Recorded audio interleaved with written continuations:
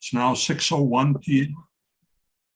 It's 6:01 p.m. on September 6th, 2022, and I call to order the Boulder Planning Board meeting for tonight. So I think, Sarah, would you like to give the instructions about how we'll proceed tonight? Sure, I'm happy to do so. I'm Sarah Huntley. I'm the Director of Communication and Engagement. As always, Planning Board will be starting with open comment from community members. So we just want to talk a little bit about what public participation will look like in this meeting.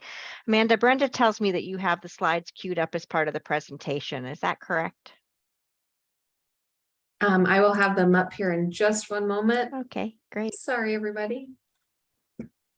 While we're waiting for the slides, perhaps if it's okay with you, John, I'd like to introduce a new support staff person for your planning board and community engagement and planning in general. She's shadowing me tonight so she can see how this process works, but she'll be supporting you in this space in the future. Is that okay if I do that while Amanda's pulling up the slides? Just fine. Awesome. So Vivian popped up on the screen here. Vivian Castro-Wooldridge is the newest member of our engagement team. Super excited to have her. She comes with an extensive planning background supporting projects in the international context, which is really interesting, in a variety of different countries and in different types of projects. So she's coming to us from the private sector and is eager to be lending her skill and her facilitation and engagement planning expertise to the private sector. So we're delighted to have her. For those of you who are familiar with Jean Gatza, she's got some big shoes to fill because Vivian is filling in that role. And today is her very first day, so please be gentle on her. I'm sure she's drinking by the fire hose, but she was going to shadow me so that at future planning board meetings, she can provide this level of assistance if the topics are more complex and if there's going to be a lot of public participation. So please join me in welcoming Vivian. Welcome. Thanks, everybody. Very happy to be on board. Great. Amanda, have you got the slides teed up? I sure do. I will share my screen. Okay, thank you.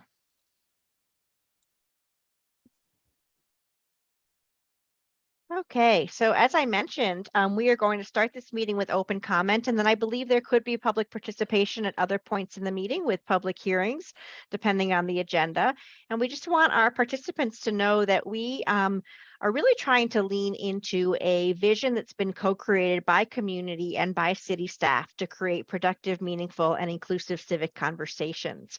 The vision is really designed to promote free conversation and dialogue while also recognizing that we want to make sure everybody who's participating feels both physically and emotionally safe, and that we're allowing for lots of different viewpoints and identities and ages and perspectives in our meetings because we think it leads to more informed decision making. We have a lot of information on our website about what we call our Productive Atmospheres vision if you're interested in more detail, but I'm going to be a little bit specific about what this means for this meeting.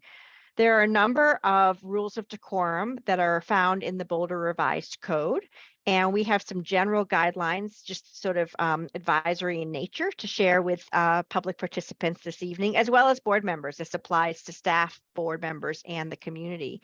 We're asking that all remarks and testimony tonight be limited to matters related to city business. We will not allow any participant to make threats or use other forms of intimidation against any person in this session.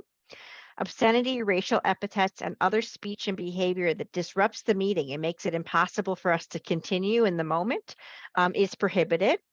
And we do ask that participants identify themselves using the name they're commonly known by and to display their whole name before they're speaking.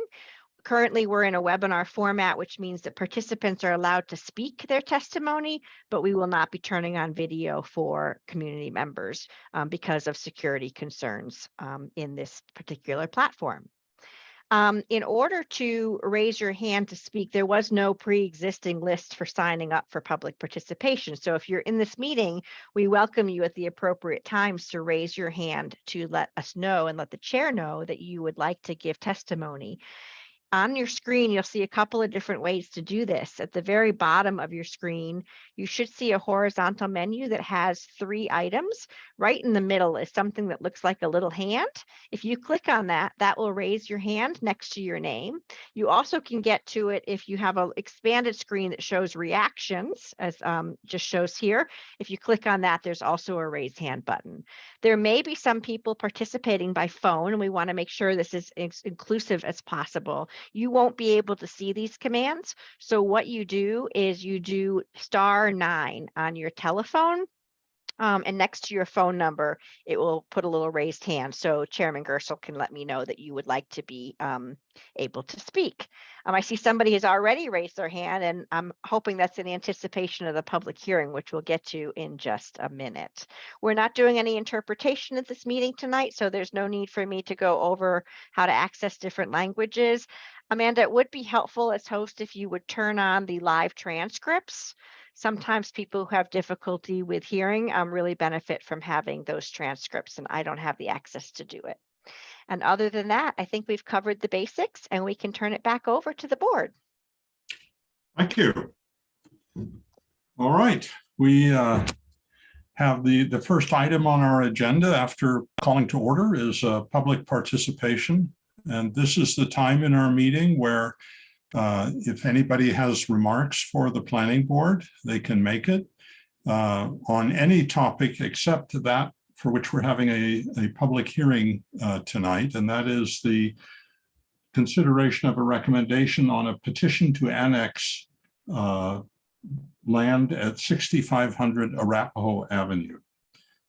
So if your comments pertain to that issue, you'll have a chance later on this evening and as a formal part of that public hearing. But right now, if you have anything else you want to talk to us about, now's the time. And well, we had a couple hands raised, but I suspect people are realizing that maybe they wanted to comment for the public hearing because I do not see any hands raised at the moment. Maybe just give it a minute as a reminder if you'd like to raise your hand. Okay, we have a hand raised. okay. If you'd like to call on the individual, I can unmute them. It is Lynn Siegel. Lynn, I'm going to press allow to talk so that you can unmute yourself and give your testimony. I'd say you better get dialogue out of your description for people that testify, because this is no dialogue. It's not, there's nothing close to a back and forth here. You know what dialogue is, Sarah? This is not dialogue. So just don't put it in that description, like don't mislead people. Not cool. Anyway, so once again, I guess I'm glad about what happened at the last planning board meeting. It kind of stunned me that you turned down a second health sciences center. It's like, there's not enough of one CU campus, one hotel on the hill, one this and that. It's like, there's got to be 2 of everything. Condo row across from the Chamber of Commerce. That's not enough. No, they need another set of condos. There are no services in the city. You need to do something now. Because, people are driving all over 30th and Pearl, living in these compartments. Oh, with the gunshots to the bus stop there that still are not cleaned up 4 days later. The developers can't even take a broom to the broken glass. And little tiny compartments that people live in. Where do you think they're going to do? Hang out in their compartment all day? No. And they're going to go into their cars because they have to have cars because they're service workers. And they're going to drive their cars all over Boulder, through Boulder, getting in and around and going to the mountains. And they're going to congest the living H out of this town. And, services. Oh, my friend brought up today, red letter books, Meningers, no more. Arts and crafts co-op, no more. No more culture to this town. No more nothing. Just more high-end condos and quote unquote housing. Housing begets housing, begets housing, begets jobs, begets housing, begets jobs, begets housing. It's just this cycle of despair exemplified in East Boulder sub-community. We need more 15-minute neighborhoods for more housing, for more jobs, for more, I'm sick of seeing you people every week subsidizing these developers as if they aren't obese as it stands. It's just obscene what's going on in this town that my dad complained about in 1950 was too big. Done. Thank you, Lynn. Not seeing any other hands raised for the public participation portion of the meeting. Okay. Well, thank you. Then we'll bring that portion of this meeting to a close. And we next on our agenda is discussion of dispositions and call-ups, but I see that there are none before us tonight. So we'll move right into our public hearing item, which is a public hearing and consideration of a recommendation to City Council on a petition to annex approximately 41.7 acres generally located at 6500 Arapahoe Road with an initial zoning designation of P for public, case number LUR 2021-00032. And we'll start out with a staff presentation, followed by questions from the board and a presentation by the applicant, if so desired. And that'll be followed by the public comment section of this public hearing. So let's move ahead. Great, thanks so much. Good evening, Chair, members of the board. Shabnam Bista, our senior planner, will be presenting staff's analysis this evening. Shabnam. Thanks, Charles. Good evening, planning board members. I'm just going to start to share my screen. Oh, Amanda, I'm getting a pop-up saying host disabled participant screen sharing. You probably need to have a co-host designation. Can you do that, Amanda, or would you like me Yes. to?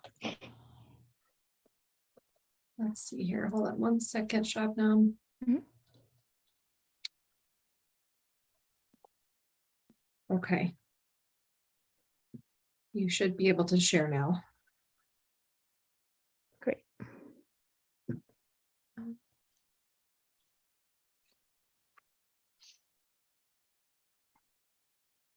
Are you able to see the screen? You don't Not see yet. anything yet. Oh, gotcha. Okay. Okay, should be up now. Okay, Yes. now we have it. Great, thank you.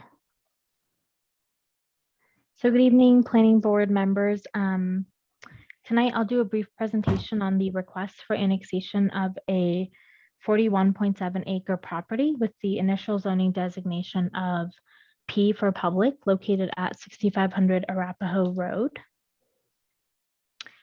The annexation is the process by which land is incorporated into municipal boundaries. In terms of the review processes and criteria, land may be considered for annexation if the proposal complies with state annexation statutes as well as the BVCP policies. The comprehensive plan provides a framework for annexation and urban service provisions within the city. Policy 1.17 states cities will actively pursue annexation of substantially developed area to properties. If a property is annexed, zoning will be established consistent with the land use designation in the land use map of the Boulder Valley Comprehensive Plan. An annexation agreement is also required for all annexations to establish the terms and conditions. For this particular parcel, a series annexation is required. This occurs when the parcel in its entirety does not meet the 1/6 contiguity that's required by the state statutes. And it's therefore annexed in portions concurrently to achieve that contiguity through two separate ordinances. So the first ordinance is intended to annex a portion of the property that can currently meet the 1/6 contiguity requirement. Approval of the first ordinance would then establish the new municipal limits and create at least 1/6 contiguity to city limits for the remainder of the property. The annexation of the remainder of the property would then be approved in a second ordinance. This may be completed simultaneously and it can be considered together at one public hearing. For this process, a planning board must review the annexation, and their role is to make a recommendation to City Council on whether or not to approve the annexation. The project site is located south of Arapahoe Road towards the east of the Boulder city limits. The Sombrero Marsh is located south of the property. In 1964, the property was purchased by the Boulder Valley School District. And at that time, the city passed an ordinance granting water and sewer utility services on a revocable permit basis and limited the said services to specific uses and facilities on the parcel.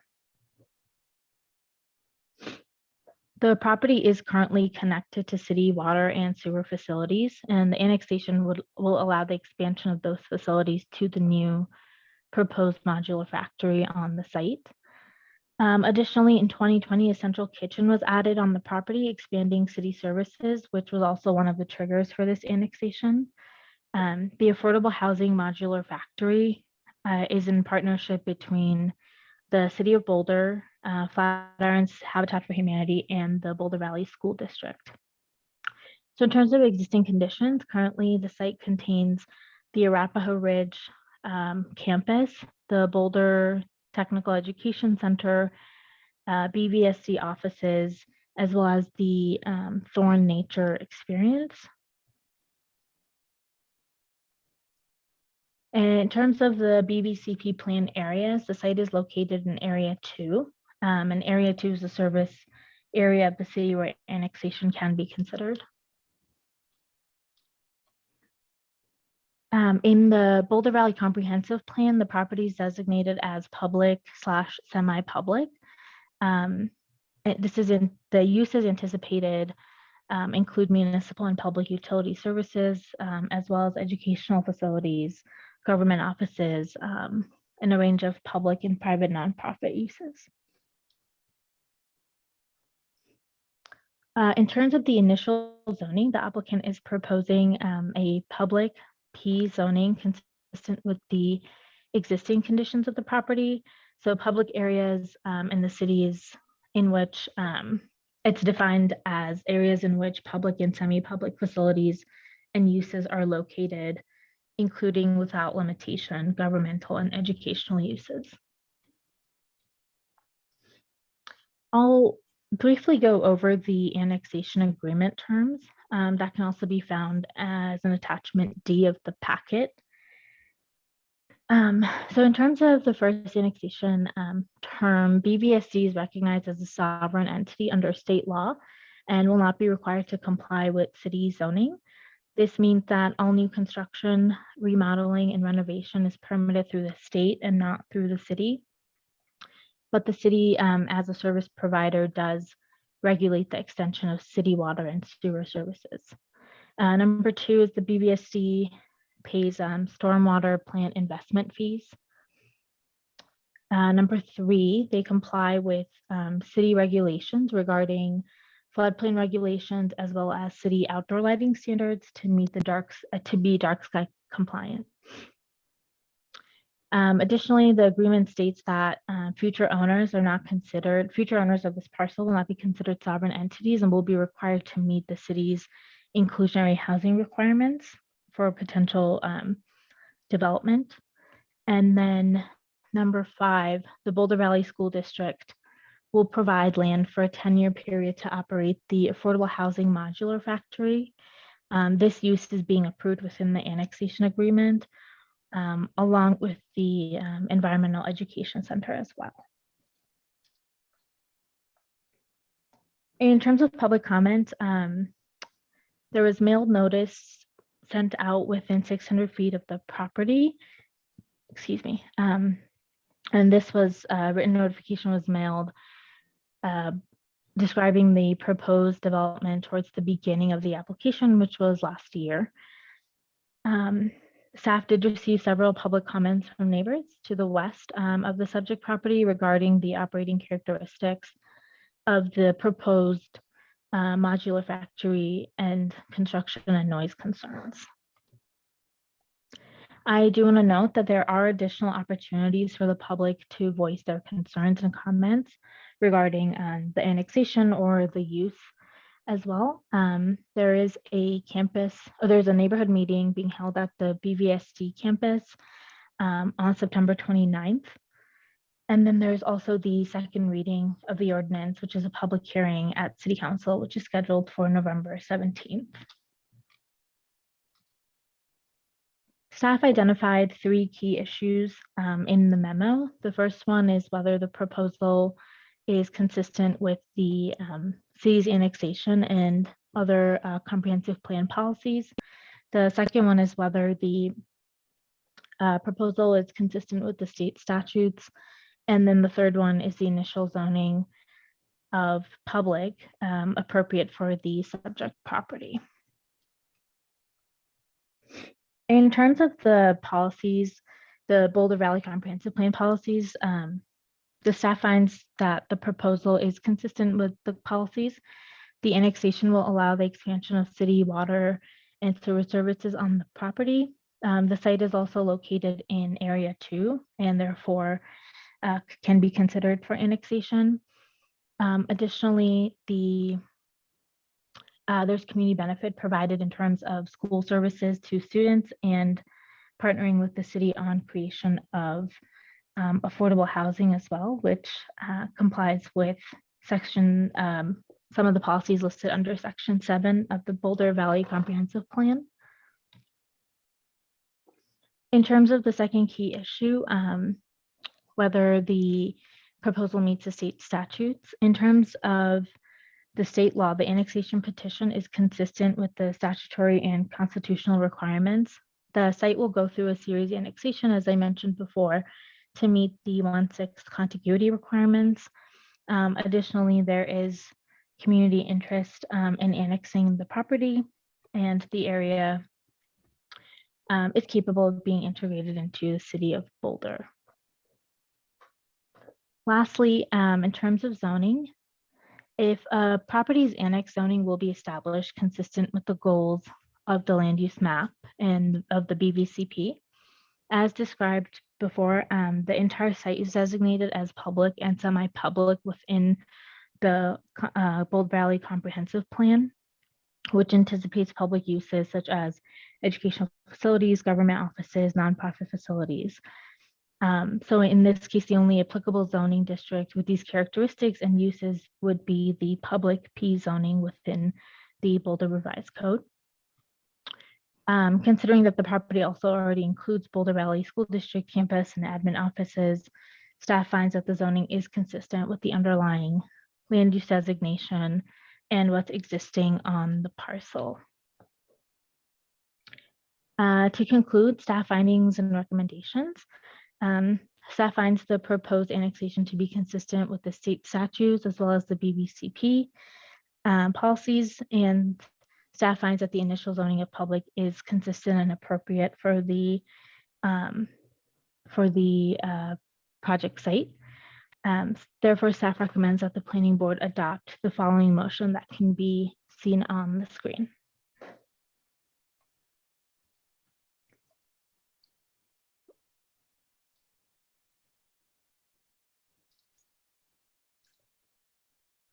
Thank you, and staff's available for any questions. Thank you, Shabnam. So open it for questions from the board. Don't see any hands. Oh, here, ML. A little slow to press the hand. Hi, thank you for the presentation, Shabnam. I have a couple of questions that were raised. So if I understood the annexation agreement and the context, it is not subject to city zoning as an independent entity. It will go through a state process for any constructions or so us looking at it as a P right now, that's just for the Boulder Valley Comp Plan, or what does, if it's not subject to our zoning, why is zoning a Ella, question? did you want to take that? Yeah, can you hear me? Yeah. Okay. Yeah, when a property is annexed, it also has to be zoned. So that's why the P zoning designation is applied. And generally, school districts are not subject to city zoning and city construction codes. In an annexation, sometimes different requirements can be negotiated. Here in staff's negotiation with the school district, we mostly agreed to honor the sovereign status and treat this campus the same as other campuses are treated within the city, with a couple of exceptions, and that the school district agreed to come into compliance with the city's dark sky ordinance to prevent light pollution. And we also put a specific provision in that the school district would comply with floodplain regulations, which is in the school district's interest anyways, because FEMA protection and coverage in case of a flood requires compliance with city standards. That said, there is not actually a floodplain in the location of this school, but should the floodplain ever change, it would be clear that those regulations would apply as well. Thank you for that. I have one more question that was prompted by the presentation. So did I understand that I'm not sure what the language was, but the land agreement for the proposed factory was for 10 years? Does that mean that the partnership between the city, the Habitat, and the Boulder Valley School District is only for 10 years on that factory? Or I'm clearly confused about what was that 10-year limiting factor associated with the land for the factory? Jay, did you Want me want to take that one? Sure. to? Sure, yeah. Hi, Hey, Jay. everybody. Hi, ML. Nice to see you. Jay Stognetz. I'm with Housing and Human Services, and I actually acted as the consultant to the school district for the annexation process. But specifically to your question, ML, the 10 years is actually a state limitation imposed upon school districts. They cannot enter into any agreements that are longer. Doesn't mean that the partnership ends. It just means that we need to renegotiate, and hope we're very optimistic that this will be so successful that everybody will want to continue it for another 10 years and then hopefully another 10 years. So does that help? Yeah, I guess insofar as the Boulder Valley Comp and the community benefit, that is what has been identified as the community benefit, but it has an expiration of 10 years potentially. Yeah, and I would say there's additional community benefit. So think about, this is an organization, partner government organization that's educating our children. So typically the community benefit requirement is around housing. And so it is viewed that just having the opportunity, because the school district is providing the land, so free at no charge to the city for a minimum of 10 years. So yes. On the same subject, is the agreement that this factory will be a partnership between the city, Habitat, and BVSD, is that partnership anywhere acknowledged? in the annexation, or could it become a factory, a modular factory, and not include the city or Habitat? I would say very unlikely. I mean, the school district isn't going to want to operate their own factory, and the only reason they're considering this is because a nonprofit is operating the factory, and the city is providing the funding to build it. So no, I don't think there's I don't have a concern there. Thank you. Those are my initial questions. Thank you so much, Jay. Laura, Thank you, John. Shabnam, thank you for the presentation. Really appreciate it. Very clear. This is probably a question for Jay, because it sounds like, Jay, you have a lot of the history on this project. I would like to know more of the history of this project, particularly around this modular factory. Like, how did this come about? Who proposed this collaboration between the city and Habitat and the school district to use a modular factory? As it sounds like it's like vocational training or a teaching kind of experience for the high school students. Can you just tell us a little bit more about how did this come about? Who proposed it? Who's interested in seeing it continue? Absolutely. I'm glad you asked. I'm prepared for that as well, because I had a feeling that this might come up. So the genesis of this was really our director, Kurt Fernhaber. This was his brainchild, so I give him full credit.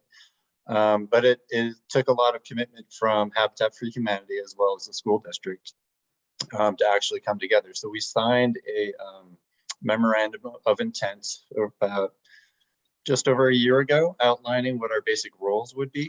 But that memorandum of intent just describes the factory. So let me, for others who may not be familiar with modular, just a quick summary of that, what it is. So they're prefabricated buildings, so homes that are fully built in a factory and then delivered to the intended site. And think of them as kind of Legos. So you can stack them in any which way. There's modular construction currently that are building 80-story buildings. Hilton Hotels is building modular construction. So, and everything is done in the factory. So it's about a 30,000 square foot factory, 250 feet long by 125 feet. And think of it as an assembly line. So everything gets built in the factory. Everything from framing the first floor, setting the walls, setting the roof. The next station you push it over, they put in the electrical. The next one's plumbing. And then you do all the mud, the tape, the texture. You push it to the next station in this assembly line, and they'll hang doors, do all the roofing and the siding. They'll put in the trim and the cabinets, and then all the appliances. So once this gets set on a trailer, it basically gets towed out of the factory and can get delivered to a site, and then lifted and put in place. And basically it could be stitched together, multiple units, in less than a day. So a lot of advantages. So a bit of the reason why we think this is a great project is the Ponderosa Mobile Home Park. I think everyone's familiar with that. City purchased that back in 2018, experienced infrastructure failure. It has existing manufactured homes that are very old and in need of replacement. So the idea is we would replace those very unhealthy manufactured homes with modular homes. And our goal is to create as close to net zero as possible. But it's a fixed foundation. They're going to own these, and so they'll be able to build wealth. They're super energy efficient, and they'll be permanently affordable. So that's one of the best aspects of all of this. And the first sort of 70 to 80 units that come out of this factory will be dedicated to Ponderosa. But then after that, Habitat has sites elsewhere in the city and also in the county, where we'll be able to provide home ownership opportunities for anywhere from very low to middle income households. So as I mentioned, it's on the school district campus. And I think one of the unique parts about this is that it integrates well with the current school district in their tech 2-year construction program. So they've been offering that about, I think they're in their 6th or 7th year. And those courses that they teach are based on the process of construction, as well as the trades.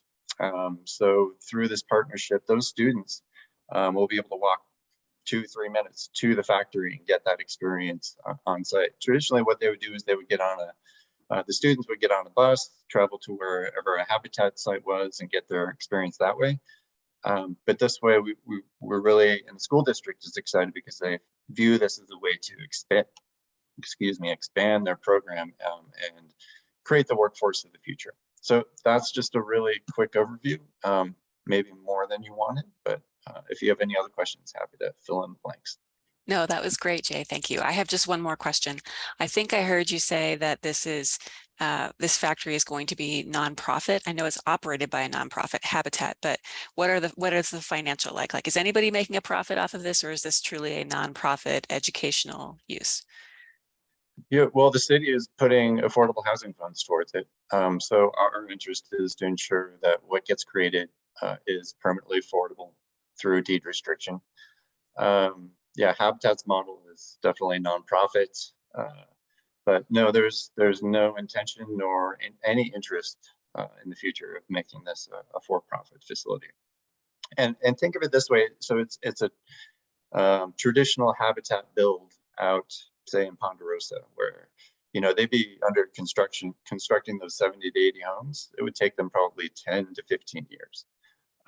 The idea is we can do that, move that whole operation indoors, don't have all the elements to deal with. You're not shoveling snow. Hopefully we can be a lot more efficient and also significantly less waste. Overall lower our costs so that we can produce more housing as a city at much lower cost. So that's really the other impetus behind it. Be careful with your questions. I will elaborate. Those were my questions. Thank you, Jay. Very helpful. Thank you. George. Yeah, thanks. All that was super helpful. Thanks for walking us through that too, Jay. Quick question relative to the zoning and the sovereignty of BVSD and the long-term sort of what could happen on this site. Specifically, I'm thinking about when we went through the CU South annexation and there were the city height limitations that were put on the CU South annexation, even though they're a sovereign entity, from what I recall. And Hella, correct me if I'm wrong.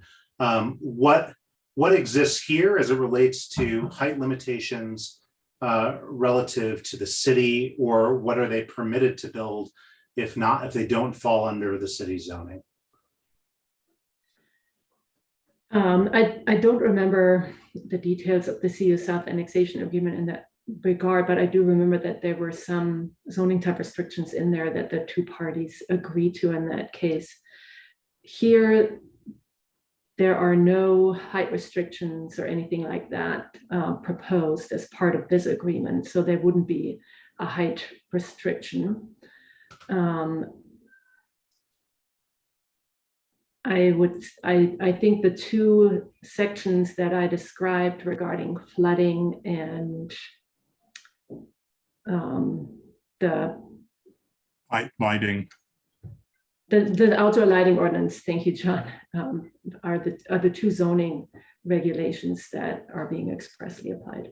So if I was to just to understand, and thinking about CU's campus and what's built there, if I could fast forward 50 years into the future, where this site was repurposed as public and by this sovereign entity, how high could they build?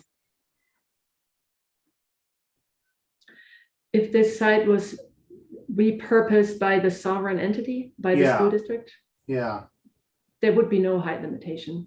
They would be subject to state construction laws. Okay, so Charles, question for you, and maybe we can get the information while we're going through this process, but I would love to understand, I would love to circle back to the CU South height limitations that were put on that property as relative to that annexation, and just if someone could pull that for us and let us understand what was proposed in there, I think that would be informative for us relative to this annexation, especially since we have a number of board members who are fresh at this. Let me see what I can do. I'll start digging. Thank you. That's all my questions. Thanks very much. Lisa, Yeah, I had a couple questions. I read with interest, because I know that there's Excel transmission lines that run through overhead there, and it looks like the building envelope gets pretty close to it. I know there were some comments from Excel regarding that. My first question is just to staff, whether that's something that you're kind of staying well away from, or if there are any considerations that kind of came out of those easements, the overhead easements up there, as you kind of looked at where the buffers went, and kind of if you're just letting VBSD and Excel hash that out, or if it's something that planning looked at as well, and if so, any commentary on that?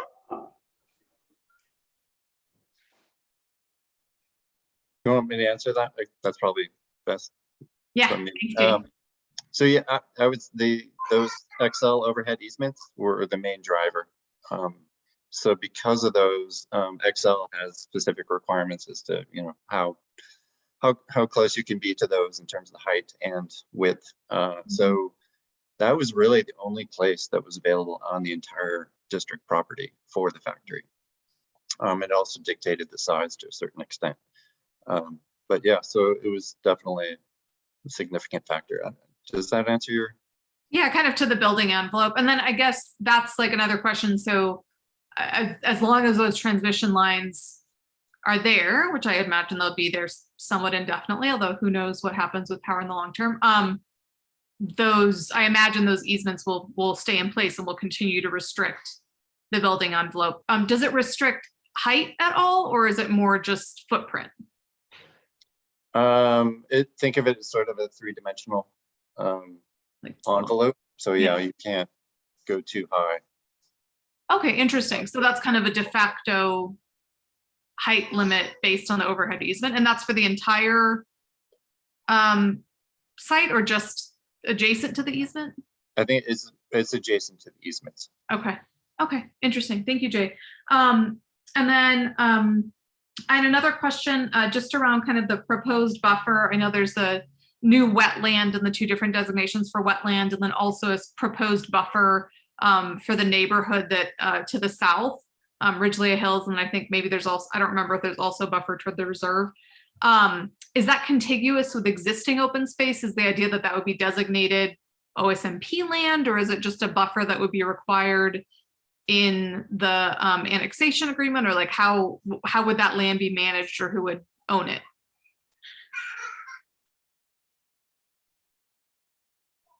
Do you know, Jay, or does anyone know? Oh, Jay, we can't hear you.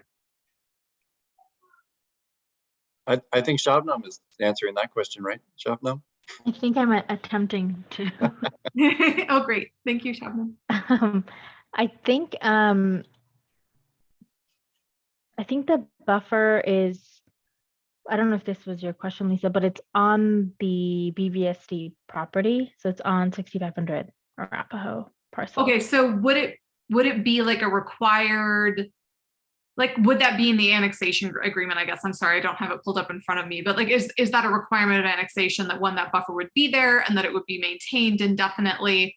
Or is it just a recommendation from long range planners saying, we think you should have a buffer against a residential neighborhood? I don't know. I don't think it's in the annexation agreement. Correct me if I'm wrong, Jay.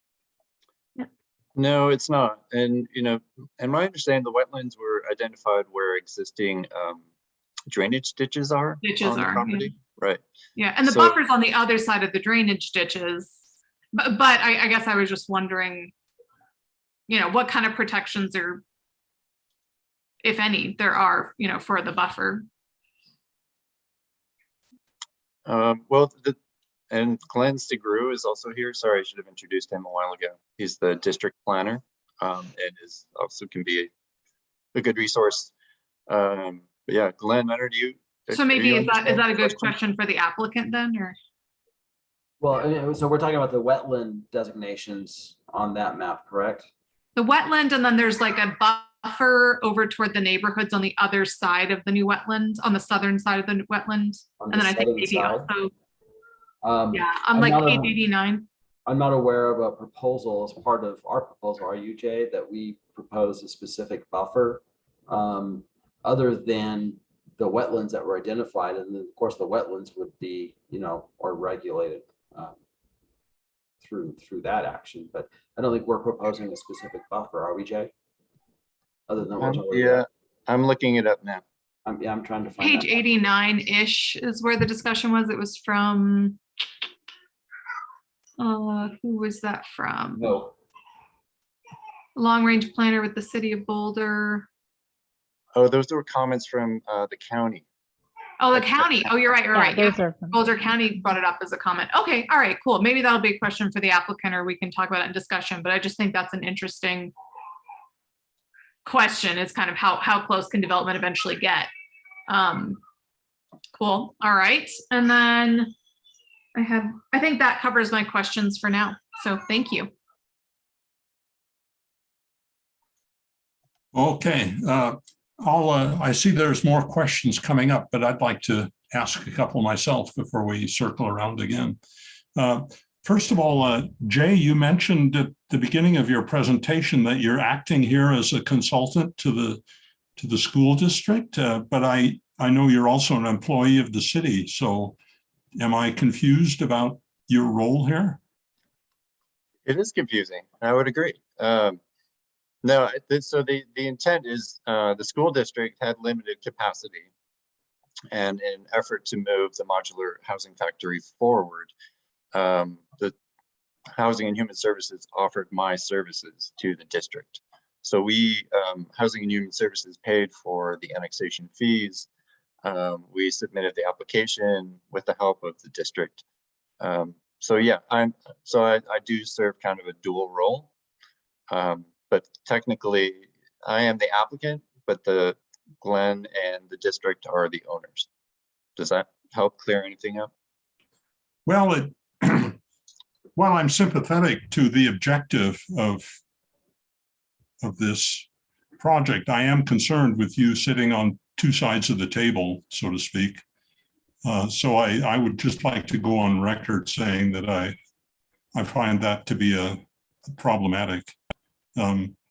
Secondly, can you describe what control the city will have over what happens on this land if the annexation goes forward under the existing conditions that are being proposed? In terms of if the school district were to, for example, sell a portion of this land, what control would the city have over its fate? Do you want me to answer that, John?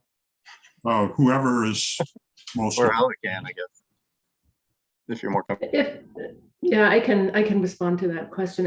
If a portion of the site was to be sold off to a private party, then that private party would be subject to all city regulations. Is that what you were wondering about, John?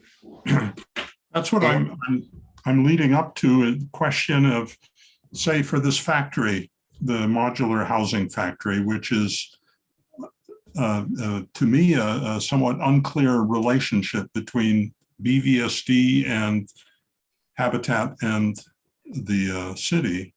How are decisions made? Is it by majority or is it by consensus? If the city and Habitat decide on something, can they push it through over school district disagreement? Or how do decisions get made when there is a disagreement? Yeah, great question, John. So one of the steps in this long process is the creation of an intergovernmental agreement between the city and the district. And that will spell out all of the operating procedures and requirements for the factory. And part of that is an oversight committee. So it'll have representation from Habitat, from the city, and it's from the school district. So as these questions come up or concerns come up from the neighborhood, that group can help advise on how things work. But ultimately, the school district owns the land. They own the structure, even though the city helped to construct it. So they're really the ones in the position of power, I would say. But also keep in mind, I mean, this is the same relationship we have with every other school district property in the city, right? So we can't control how tall they build on any school district site in our city. So these district offices are really just the same. And if I can add too, with the IGA, I mean, the school district has experience with joint agreements, not with modular factories, but with many other things, athletic facilities in particular. So we're, you know, pretty knowledgeable at crafting an arrangement so that everybody's responsibilities are very clear.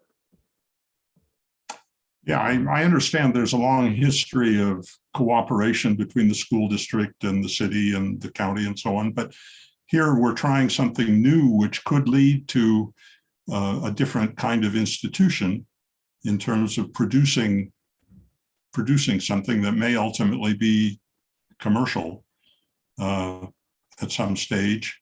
And so I think it's pretty important to clarify at the beginning how decisions are made that are difficult to predict now, what the issues may be. Anyway, just make that point. ML, you have some more questions. I do. Thank you, John. Still kind of on that same subject. So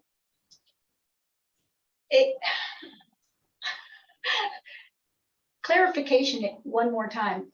The 10-year, is it an agreement for the city to lease the land from the Boulder Valley School District? Is that what the 10-year deal is on that property? Or what did, okay, so if the city is leasing the land,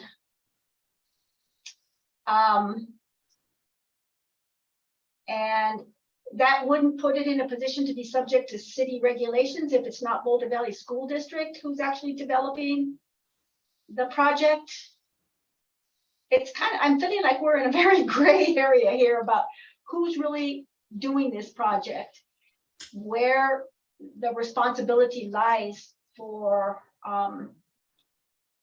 responsibility to the structure that is getting built. So that's one question, but just another question that is parallel to that, but you talked about this is a teaching facility that will help create the buildings for the Ponderosa site. And you speak about the creation of those buildings the way a professional factory would function. But this is a teaching factory. So I'm not sure that the capacity to actually put out the quantity of housing that you're proposing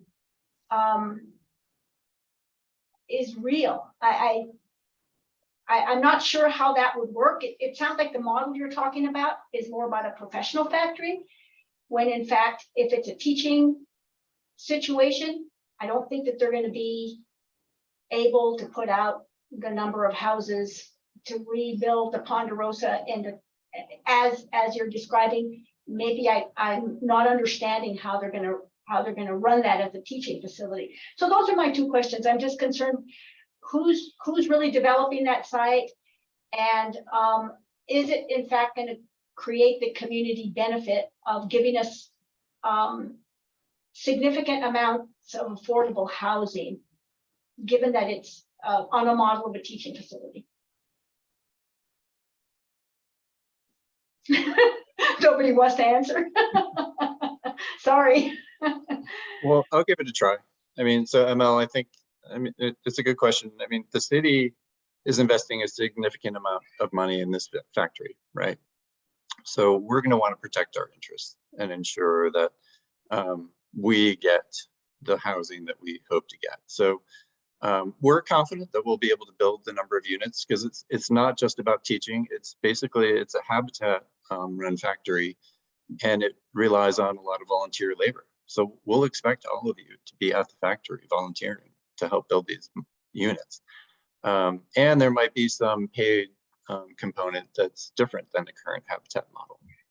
So the whole idea is that the same number of volunteers can get a lot more work done when they don't have to worry about, getting cold or being super hot or shoveling snow. Everything's indoors, it's controlled. So I don't know, hopefully that helps address some of your concerns, but rest assured, we're going to protect our interest and make sure that, this factory fulfills the promise that we think it will. And I think the school district has stated that intent, Habitat has stated that intent.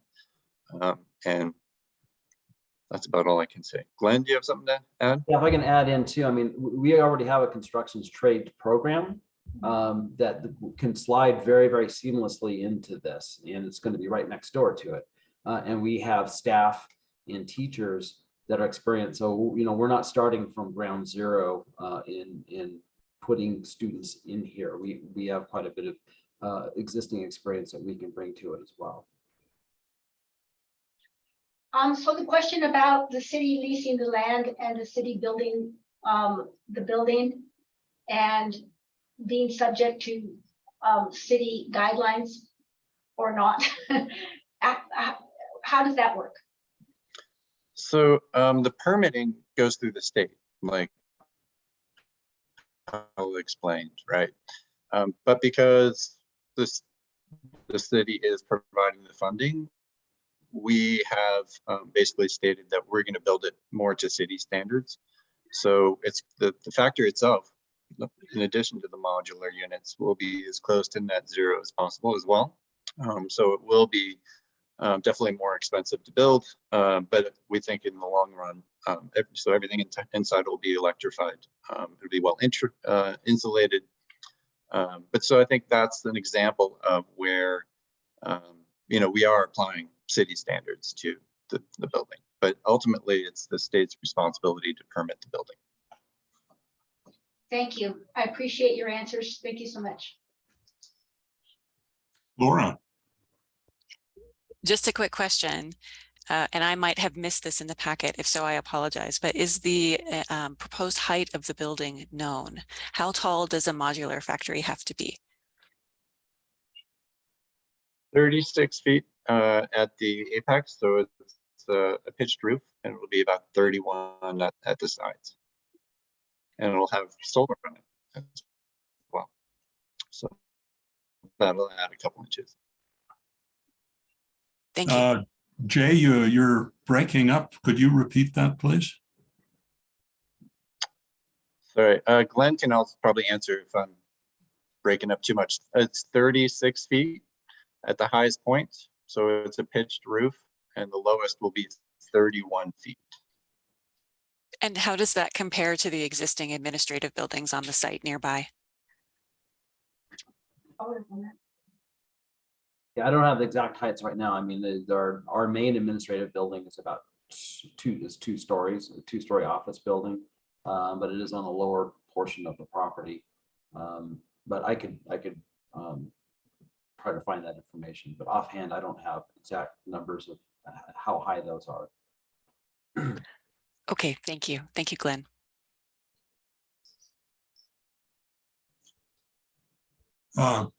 Okay, I have some questions of Shabnam and maybe Mr. Farrow. Can you give us the history of Boulder's relationship with this land in the sense of why it's providing the utilities, but it hasn't annexed it previously? Shab, do you want to respond to that, or do you want me to? I think you can take that if you'd like. It's a great question, John. I mean, we have, users in the city, both residential, commercial, over time. And I think there was a particular, era and a vintage of out of city utility permits where we were issuing them if applicants could meet the requirements for everything from single family detached homes and duplexes up to these sort of, large scale facilities, with the understanding that if we ever did want to call in that agreement, if anything were to change on the property, that we could. And that's exactly what happened in this particular case. The school board was looking at some campus planning, wanted to upsize a water line to support some expansions to the kitchen facilities that exist on the campus. I think where all of the school lunches for the entire district are prepared. And so that's what led us really to this negotiation. So we have a number of them that exist in the city. They're pretty few and far between these days where they're issued, but there was a time in a certain era where we saw more of them. So I would say it's pretty rare these days to see an out-of-city utility application come into the city.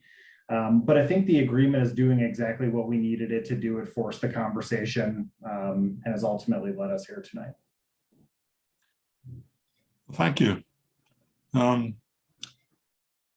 Okay, I'm just checking to see if there are any other hands raised here.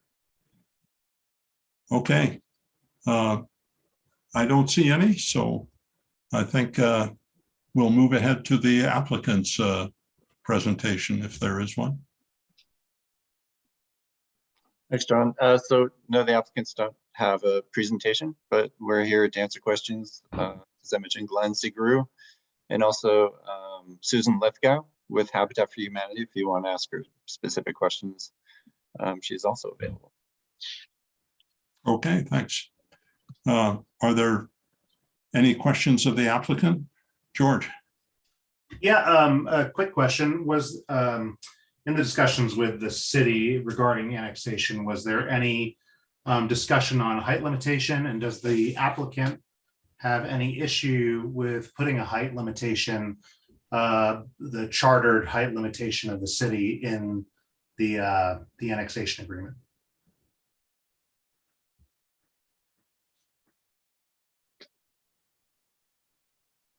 That's you, Glenn.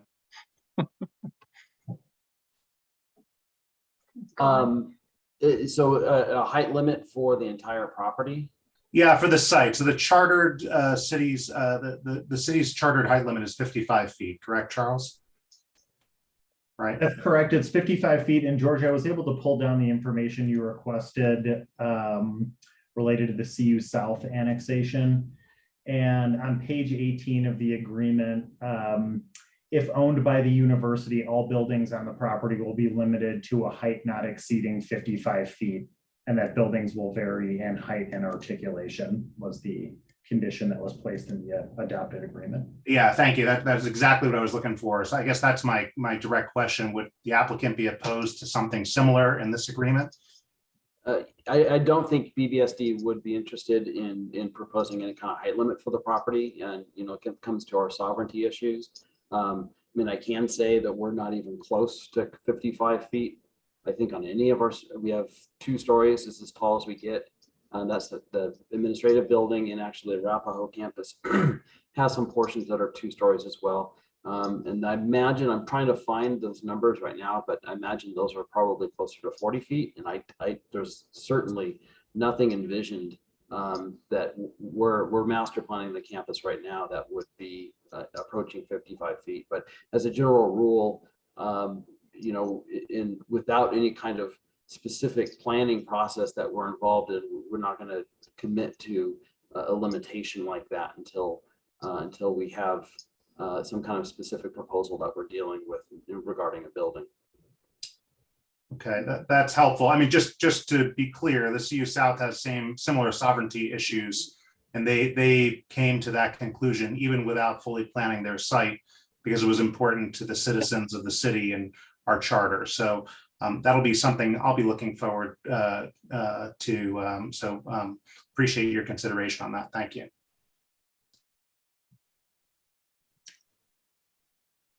Did you have other questions? No, that's it for now. I'll let other people Okay. jump in. Okay, Lisa. Yeah, so I kind of brought up the idea of kind of what the total developed or developable area will be. So I think what we're kind of bumping up against here, Glenn, is the same thing that we saw. And I don't think this is as fraught, or at least I don't feel that it is as fraught as CU South. But when we annex in something and then it's a sovereign entity, whether it's BBSD or CU or someone else, we give up a great deal of control as the city of Boulder over a lot of things that then happen because you're a sovereign entity. And so questions about height limits, or in my case, I'm going to ask about kind of where you're envisioning developing. I'm curious about, when you're talking about that master plan, or when we talk about approving an annexation, have you considered establishing buffers or areas that you wouldn't develop, for example, on the other side of the wetlands? Where are you at and kind of looking at that for the long-term site plan and how this might develop, not just currently, but in years and decades to come? Well, I mean, I can't speak to the decades to come, but I mean, our immediately master planning process that we're looking at our needs now. And as you know, we're not a growing school district, so we're not looking at needing a 10-story administrative building, anytime, certainly not in decades to come. We're about sized about right now, just about right. Well, most of our master planning at this point, the central kitchen was a big part of that. The administrative building was a big part of that. And our remaining master planning is really looking at some of our other spaces for our shops and our white fleet and our maintenance facilities and warehouse, and looking at those kinds of things. And as you know, most of those are more of a drive-in kind of use for truck deliveries and things like that, not a high-rise building in any way. So that's really kind of the remaining pieces that we're looking at with that, and then maybe some site improvements as well, improvements to drive the driveway patterns and drainage and things like that. But that's really all we're looking at right now. We don't foresee anything else in the building, and the lot, as you can see, is pretty well built out, and parking is a concern. And we just enlarged our parking lot. We do get a lot of public on that site at certain times, from board meetings to training for teachers, to just the public showing up for registration or questions or meetings or whatever. So I can't imagine us being able to give up much real estate anymore for any more intensive uses. In fact, I think Jay said earlier how difficult it was to find this site right here. And they had to take the site that was squeezed between two power lines. And we previously used that mostly for bus storage in years past. And as you know, that was a very high, pretty industrial use that we had for decades, and we only got rid of a few years ago. And that freed up some of that space for that. So I don't, again, with the intensity of the site right now, it's very, very difficult to imagine any more elaborate buildings or being constructed there. It's mostly replacing what we have at most.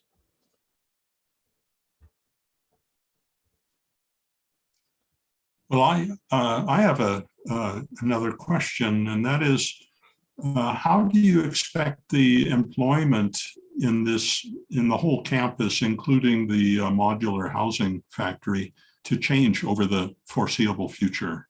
And obviously, we don't know what's happening 50 years from now, but I'm talking about in the next 10 and 20 years. How many employees will there be at the factory itself and elsewhere on campus there? In terms of, are we going to grow in terms of the number of employees? I can't imagine a lot more administrative and personnel in any significant numbers being added unless our district starts growing again. The CTE program has been trying to expand, so there may be some additional growth there. And I think Jay probably has more details about the employees on the factory as well. Yeah, currently, Joan, we're anticipating 15 to 20 employees on a typical day. And that could fluctuate because we're depending on volunteer labor, of course. But yeah, keep in mind, the majority of the volunteers are local residents. Right, so you're saying 15 to 20 employees plus some varying number of volunteers? No, sorry, I misspoke. So 15 to 20 is sort of the total number of people in the factory. So it'll be a combination of, there'll be a handful of employees, but the vast majority will be volunteers. Okay, thank you. ML? Yes. Thank you, John. Question for Glenn. I'm assuming that you read the recommendations or the suggestions from the Community Planning and Permitting Boulder County. Their Yeah, input, suggesting that the buffers in their memo or in their letter 4B 1 and 2, and then also 5. So they talked about formalizing an agreement that would ensure the long-term open space buffers. And similar to the question that George asked, how does the Boulder Valley School District feel about formalizing those currently informal buffers between the site and the residential areas? well, my read on a lot of the county's comments about buffers was the city open space in that area between. So B, that's talking about, I guess in both instances, they're talking about land that's owned by Boulder Valley School District. Okay, let's see, which page is that? 88. Okay. Oh, same area. So I'm looking at their point number 4. Uh-huh. And A was dealt with because I believe that the night sky is in the annexation agreement. But 4B 1 and 2, Mm-hmm. and it also speaks to just the mitigation of any impacts to the Sombrero marsh. She called it marsh. I think it's a marsh. But anyway, so those, what is the Boulder Valley School District's thought about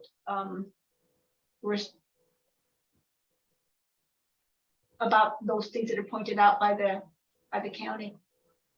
Well, you know, first of all, the county doesn't really specify exactly what buffers they are wanting us to formalize. I mean, we certainly would entertain any proposal from them about if they have an idea what buffers we need to look at and additionalize. But I mean, the enterprise ditch is something that, I mean, we don't really have power or control over anyways. So it's a natural buffer as it is, just legally. Those are on their own easement land, and easement properties, and the ditch companies, you know, are very, very powerful in what they can control that way. So I don't see certainly those being realistically touched with anytime soon.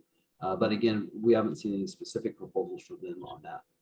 Okay, they talk about the triangle of land east of the enterprise ditch that's owned by BVSD. Yeah, I believe that's actually a little off of our property, a little ways. That's something that we've recently come across of some property that we have that wasn't fully included when we transferred property to the city, and we're in the process of what to do with that right now. Oh, so it might not belong to BVSD ultimately, you're saying? It might not ultimately, yeah. Got it. Okay, just curious about that. Thank you so much. You're welcome. Okay. Any further questions for the applicant? All right. Seeing none, I'll say thank you to the applicant.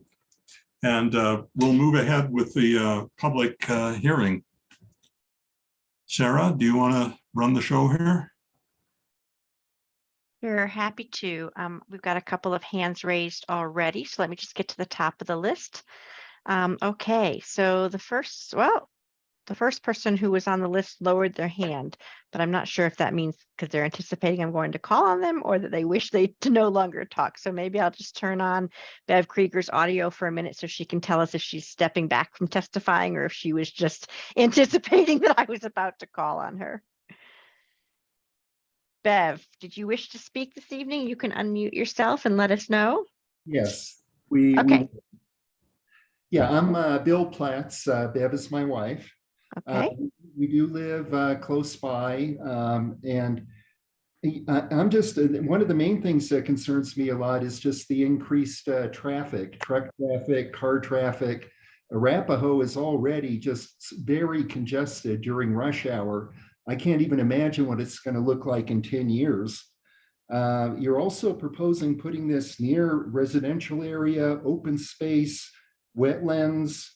And if you annex it, the city of Boulder still does not have total control over the Boulder Valley School District property. I think a better place where you might want to consider would be the old IBM facility. Most of it is completely empty. There's good road access. It would not be a big impact. It's already part of the city of Boulder. You wouldn't have to do any annexation. And it has plenty of room for manufacturing, classrooms. It has a kitchen that isn't being used. I think that would be potentially a lot better place. And if you're already busing students from high school to the Votech Center, busing them to IBM, I don't think would be any big imposition. I'm just really worried that it's getting so crowded around here, and it's just getting worse all the time as more high density housing is being added, but it would be a lot easier to absorb the extra traffic at the old IBM location. That's pretty much all I have to say. Oh, also one other question. If there is any federal money coming into this, has there been an environmental impact statement done, or is that required for this? Bev, do you have anything?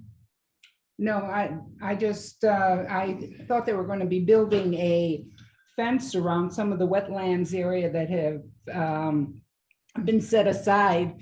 And you would think that the noise, well, I guess the question is all the noise of construction going to be inside of a building? So it won't affect, the sound levels in the wetlands and of course in the neighborhood too.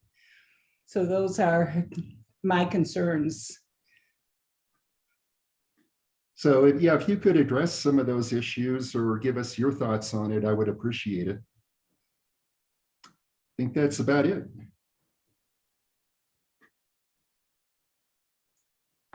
Okay, the next speaker signed up for tonight or with her hand raised is Kathy Poller. Kathy, I'm going to go ahead and give you the opportunity to unmute yourself.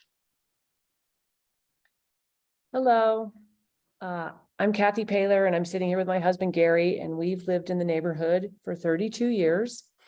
We raised our kids here and we've spent a lot of time walking in that field with our kids and dogs. And the Sombrero Marsh is the largest natural body of water in Boulder. It's a very rare wetlands. And so we're very concerned about the wildlife. And even since the central kitchen was built, the wildlife has changed. There's been some rare species of birds that are no longer nesting in those trees near there. So we're very concerned about that. We have been speaking with Open Space and they are fencing in and really designating their territory over there, which we think is good for the environment. Very quickly, this neighborhood is turning into a commercial zone. And I agree with my neighbor Bill that the traffic on Arapahoe is just unbelievable. So, having a factory that close to a residential neighborhood is very concerning.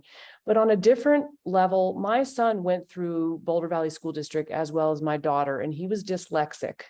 And I believe that this idea of using marginalized students as free labor to build modular housing is a conflict of interest. We don't have factories in Boulder. Where are these kids who have these factory skills supposed to work realistically? They're going to have to leave Boulder.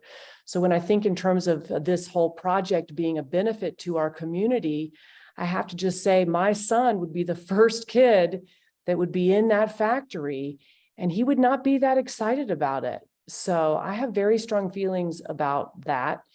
And there again, it's a free labor force. Jay Sugnut called it volunteer, but I don't see that as volunteer. I see that as kids who don't have a lot of options. And even kids at Boulder High, they go the gamut. You know, our son went to Front Range, kids go to Stanford, they go to Front Range. There's a whole gamut, but the kids really realistically who are going to be working in that factory are going to be kids that are facing more adversity.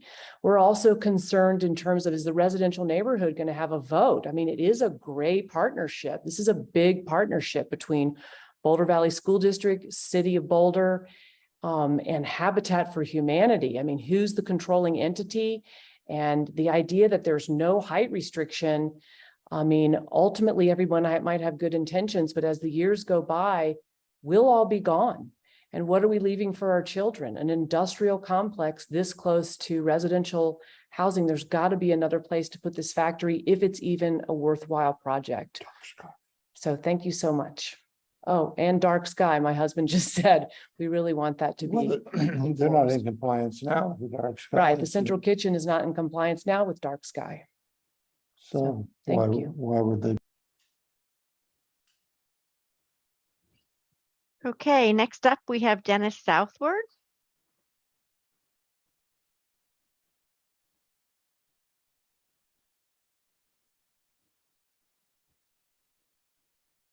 Hold on just 1 minute, Dennis. I'm having a technical issue here. Okay, you should be able to unmute. Yes, can you hear me now? We Sarah? can. Thanks for your patience. Thank you. I have a few issues. Right now, there's no recourse if there's a code violation at Boulder Valley School District. There's been several issues. I mean, ended up going down to the county code offices, and they say, well, there's nothing we can do. It's the state. So we've got the state who is somewhere else far away, and they don't really care about a light being on here. We've got the city who's not going to be responsible. They're not going to have any code responsibility. Boulder Valley School District isn't responsible. That's been obvious. Not just light, but noise at various hours of the night. And there's no one to talk to. So that's a major issue. There's no recourse for people. I live on Ravenwood, right behind, in front of the school district. And that's one issue. Another issue is that triangle of land that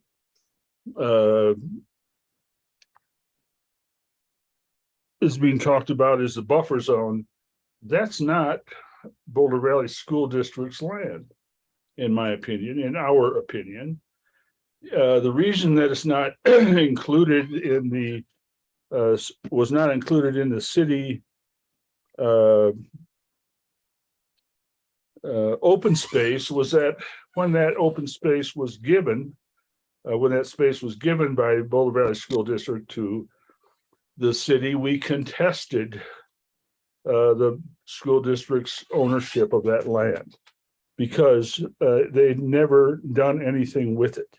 And we made improvements. There's some fences on that. There's outbuildings on that. There's we've done fire mitigation, environmental concerns about animals, habitat and whatnot. So, and when that document was made up, that shift was going to happen. It was clear to everybody that had it gone to lawyers, there were lawyers involved, that we were going to win. So I contest that. So that's not part of the buffer. Also, the whole height issue is In the engineering, it says 30 feet. And now we're talking 36, 45 or something. Sorry, that's it.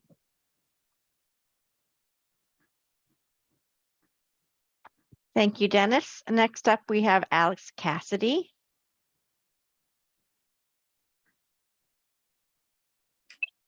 Hello, can you hear me? We can. All right, well, thank you. I'm glad that I got a chance to speak here. I would have to agree with Lynn's comment at the beginning of this session that this is really not a dialogue. I'm glad that there are some questions and answers between the board and other folks, but the public is really just muted throughout this whole thing unless we're given 3 minutes. So, I started out with a few notes coming into this meeting just about communication and feeling like a lot of folks in this neighborhood are really not aware of what these plans are. And as I heard this back and forth between, this conversation going back and forth that I couldn't participate in, it got to feeling like this is really a bad deal for any one of a number of reasons. First of all, it sounds like what we really do is just let Boulder Valley School District run wild and do whatever they want. They can build whatever they want, almost without limit. A 30,000 square foot building is a pretty big building. And it's not something that you could really put up anywhere else. I don't know where you could put a building like that up in Boulder these days, but pushing it into our neighborhood doesn't feel doesn't feel like it's been thought out at all. So I guess what I would say is there should be some consideration for other sites. I think it could easily be moved nearby. It could go directly east of Resource. There's some property there that's owned by the city, and it could be fronting onto Arapahoe. And I guess beyond that, I'm about out of time here, but I would say, you need to get folks in the neighborhood involved in a way that they understand what's going on. I mean, the communication was almost nothing on this. It's been over a year, and then all of a sudden we're just given 7 days notice of this meeting. And that's not much time to prepare. And then, as it turns out, there's some folks in the neighborhood that wanted to be kept up to speed on this. And I don't know who they communicated with, but that didn't happen. And so those are some of my concerns. I just feel like in this entire conversation, there is little or no consideration for the folks that actually live here, that you're pushing this factory up next to, like, what are the hours going to be? What is the traffic going to be? What is the light and noise and trash going to be? All of those things are big considerations. And by the way, the dark skies ordinance is 18 years old. It doesn't account for LED lighting. And the Enterprise ditch is full of dead wood and Russian olives, and it should be cleared out. It's full of invasive species. It's not anything that I would consider a buffer. So thank you.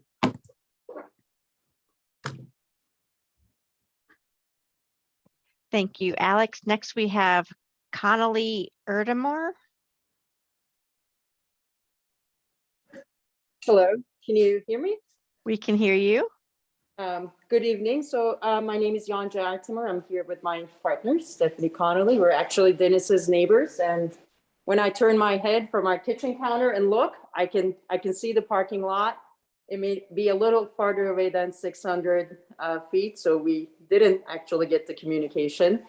I just want to sort of reiterate what you've been hearing from the folks in the neighborhood so far.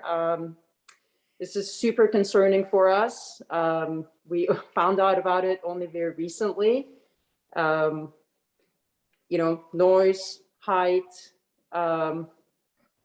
just sort of a back traffic and like a factory in our backyard. It's just, I just find it very hard to believe, actually, living in Boulder County, that this could happen right next to two residential neighborhoods. And yeah, and next to the marsh.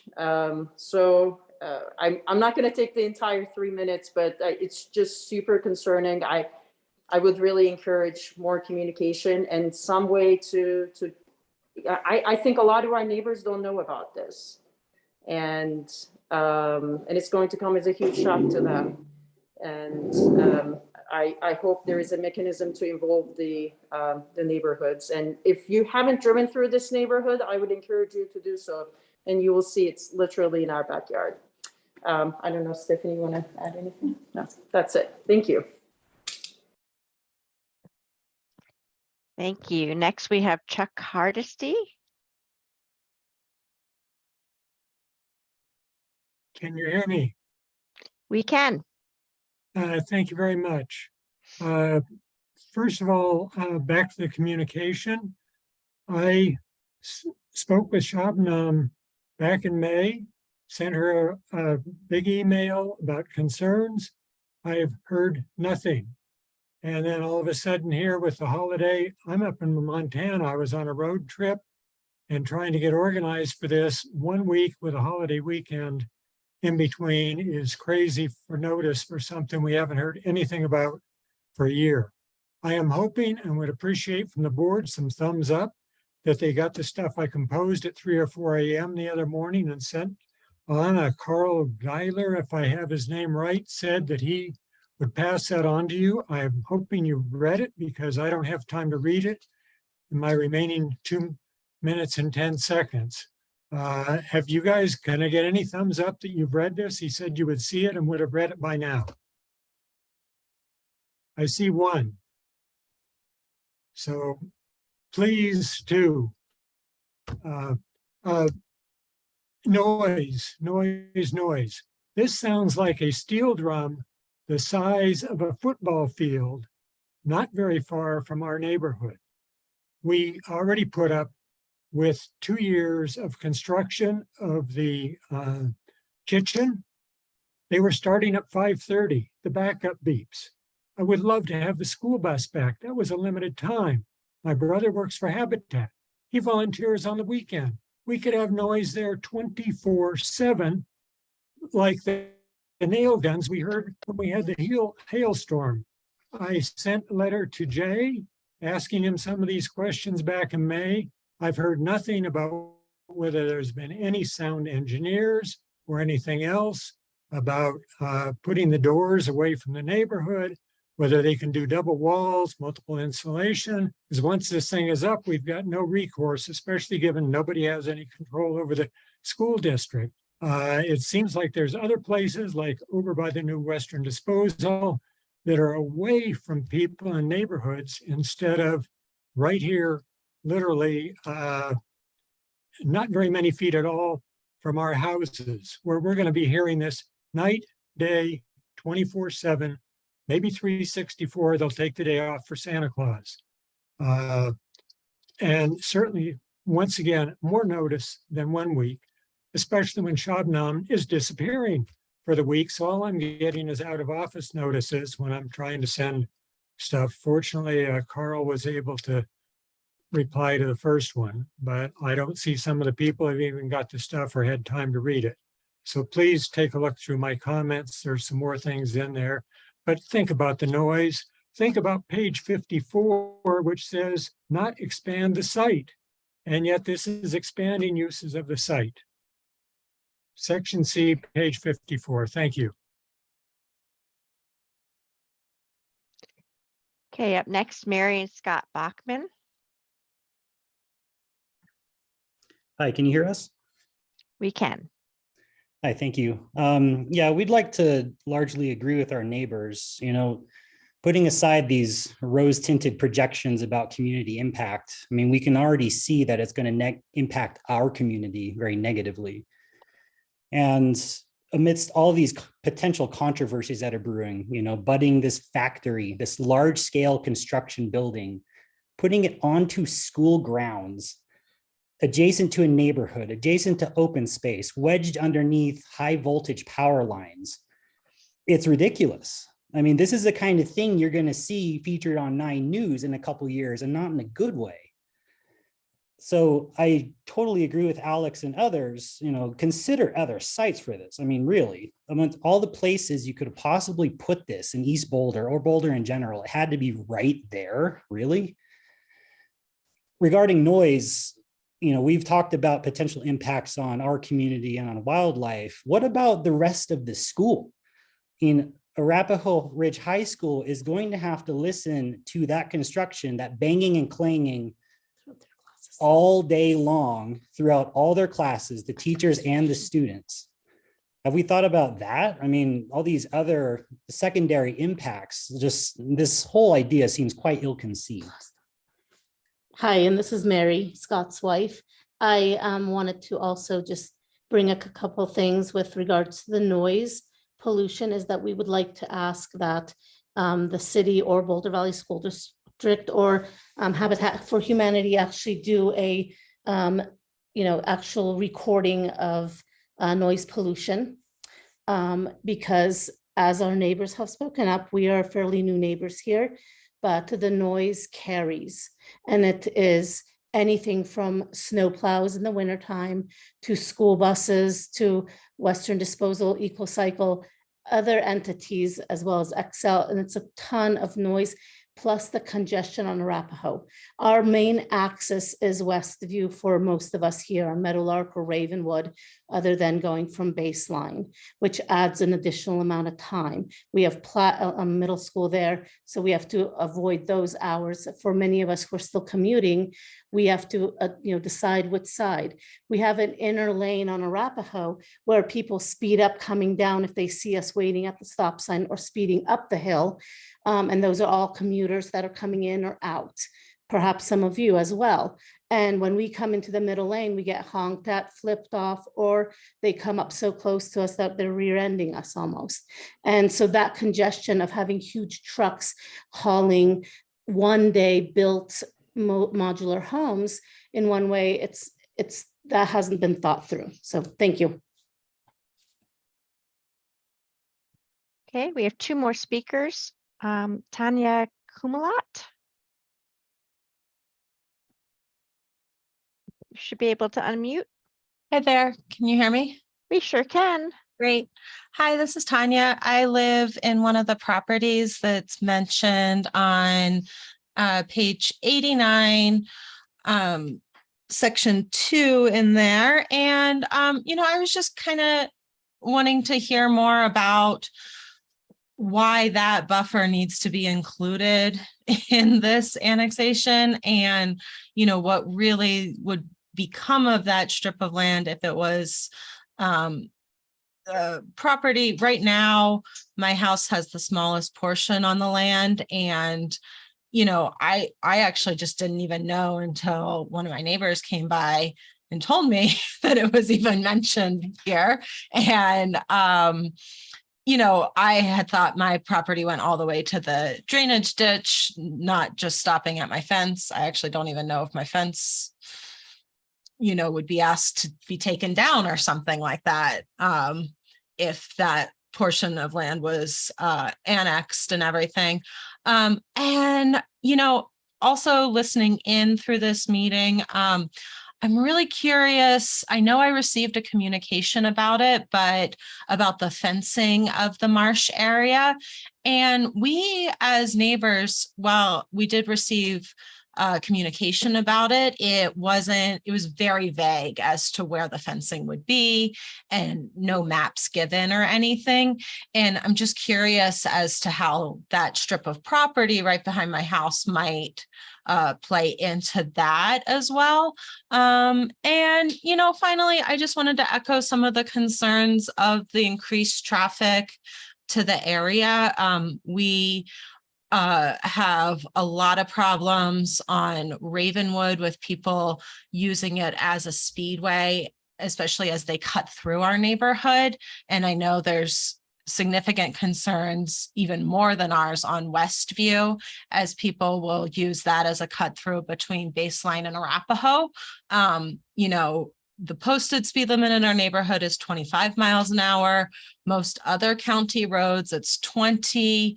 But there's no enforcement of it, other than us as neighbors going out and yelling at people, which is a lot of fun to do. But other than that, I think that covers my questions. Thank you. Next up is Susan Lithgow. Susan, you should be able to unmute. Yes, I did. Thank you. I'm Susan Lithgow, the Executive Director of Flatirons Habitat for Humanity. And I just want to speak briefly about kind of our process and role in all of this. I think there are some miscommunications on this.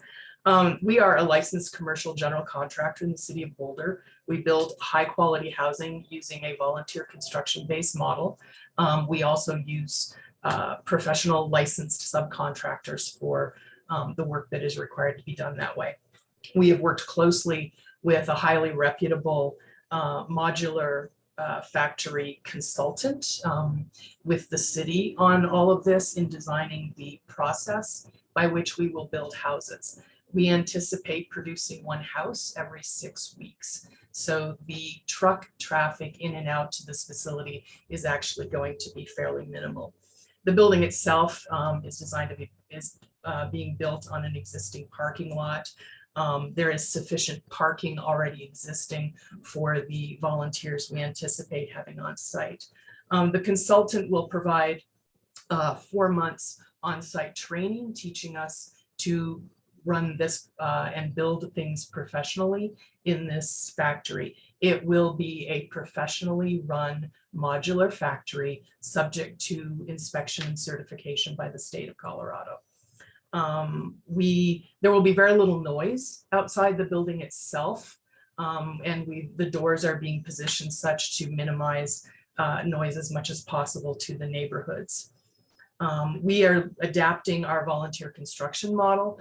We will have 2 employees in the factory, and then we anticipate 15 or so volunteers. Some of those will be students, but we will also be bringing in other volunteers, just as we do on our regular build site now. The students in the district build with us on our construction sites and do a great job and work well with our adult volunteers. They are able to come out of this. I'm a former educator. They come out of the experience with the construction program ready to get jobs in the field, and I'm excited to be a part of that. So anyway, all of that to say that we are looking forward to being able to provide quality, affordable, energy efficient housing, in particular for the residents of Ponderosa, without having to disrupt them. Our construction hours tend to be between 8 and 3:30. So this is not a 24/7. We do that Tuesday through Saturday. So I hope that clarifies for several of you what our role in this is. And we look forward to operating this professionally in partnership with the city and with the school district. Thank you. Thank you. Next up is Lynn Siegel. Well, I gave Oakley Thorne a little call here, and he didn't know about it. He's started the nature project in Sombrero Marsh. So you definitely have a reaching out issue. A little more engagement might be appropriate here. Let's see. Can you hear me okay? We can.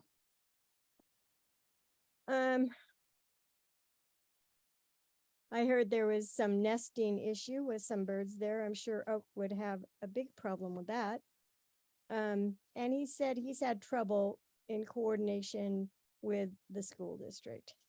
You know, as soon as I saw Jay's video window up there, I thought, okay, now we're cooking. This is another project, and I would say I've gone to Boulder Green Builders Guild for years, 30 years. You know, I love projects like this, but you know, this is a project in the wrong place in Boulder, Colorado, where the fastest, the developer with his hands out fastest is the one that gets it. And until we have some leverage against these developers, we should not be having any projects that support even affordable housing and even Ponderosa and even these great modular houses with a big bow on them from Jay Segnet. No way. I don't buy it, not for a minute.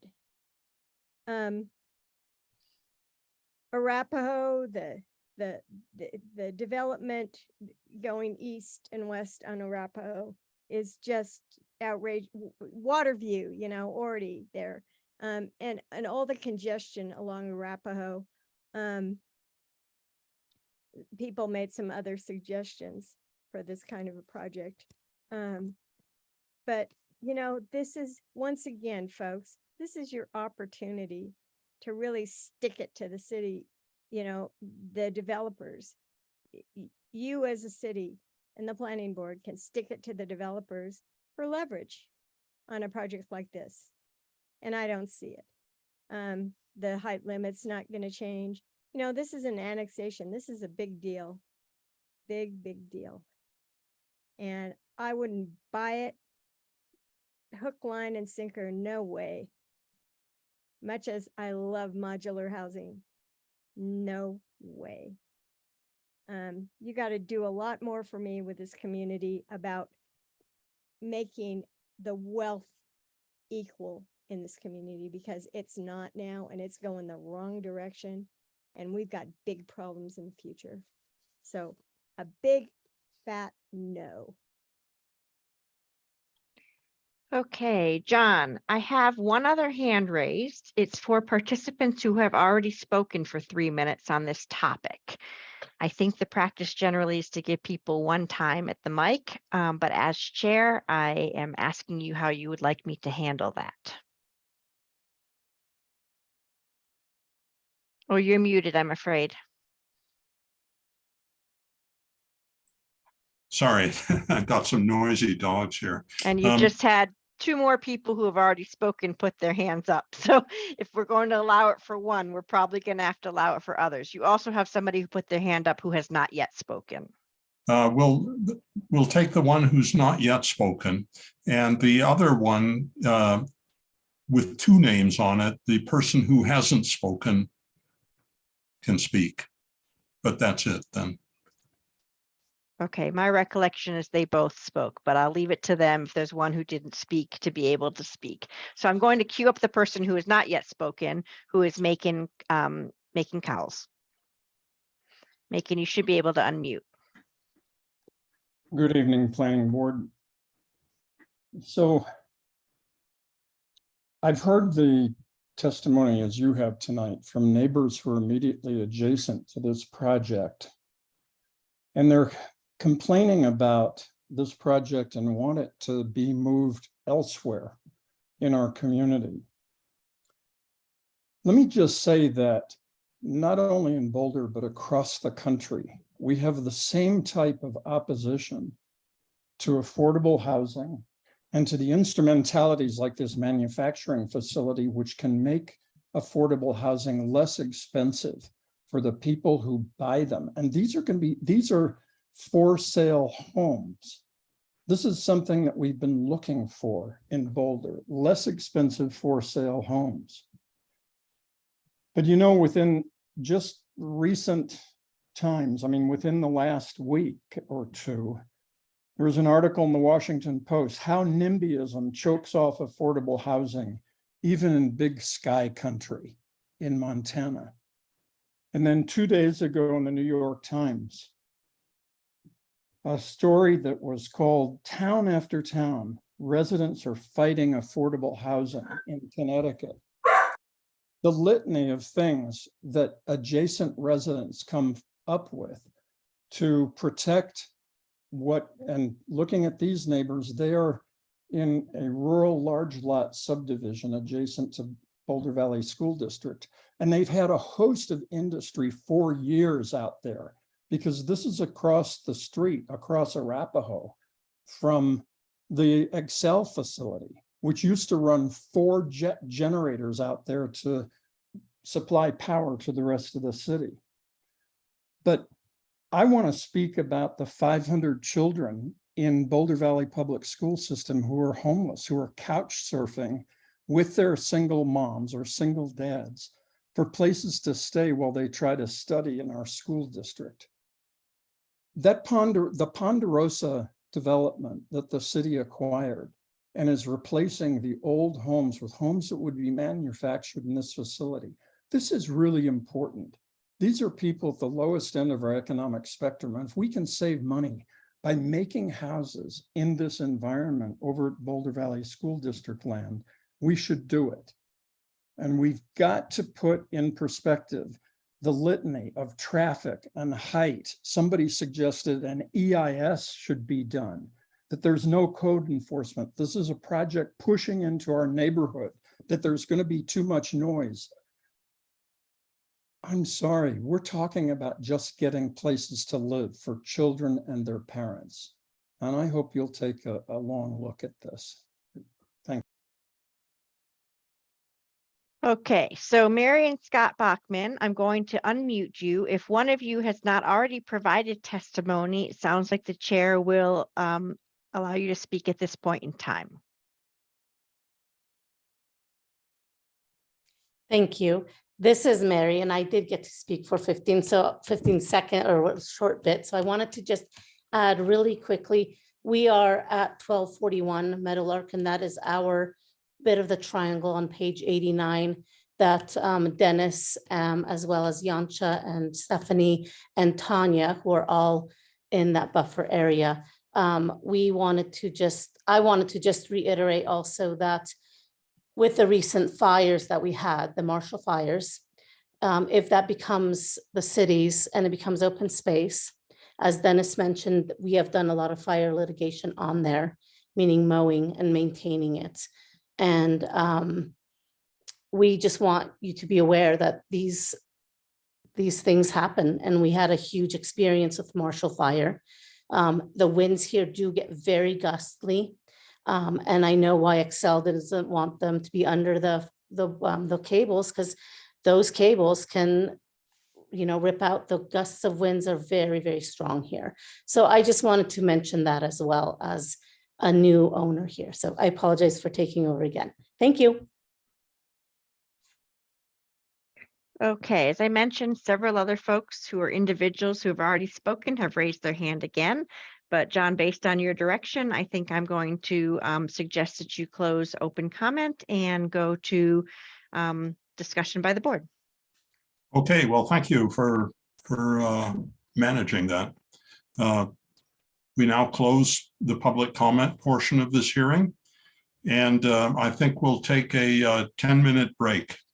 Come back at 8:03.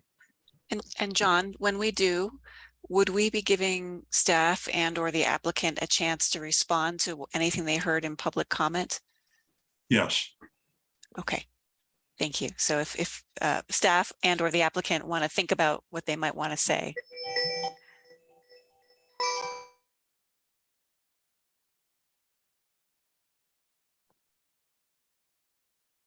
Hey, I think we are officially on break.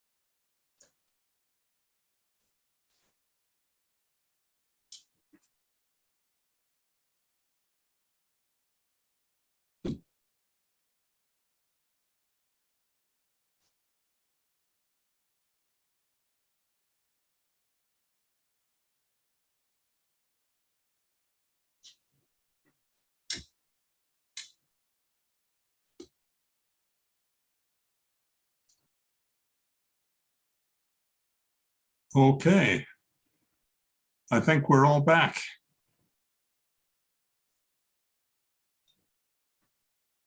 So I'll call the meeting back to order now. And we'll offer city staff and the applicant a chance to respond to any comments they may have heard in the public hearing.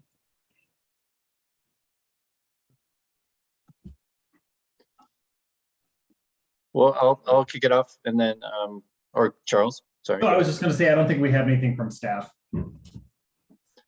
I'll just kick it off and then maybe Glenn can help fill in whatever I missed that he might want to add.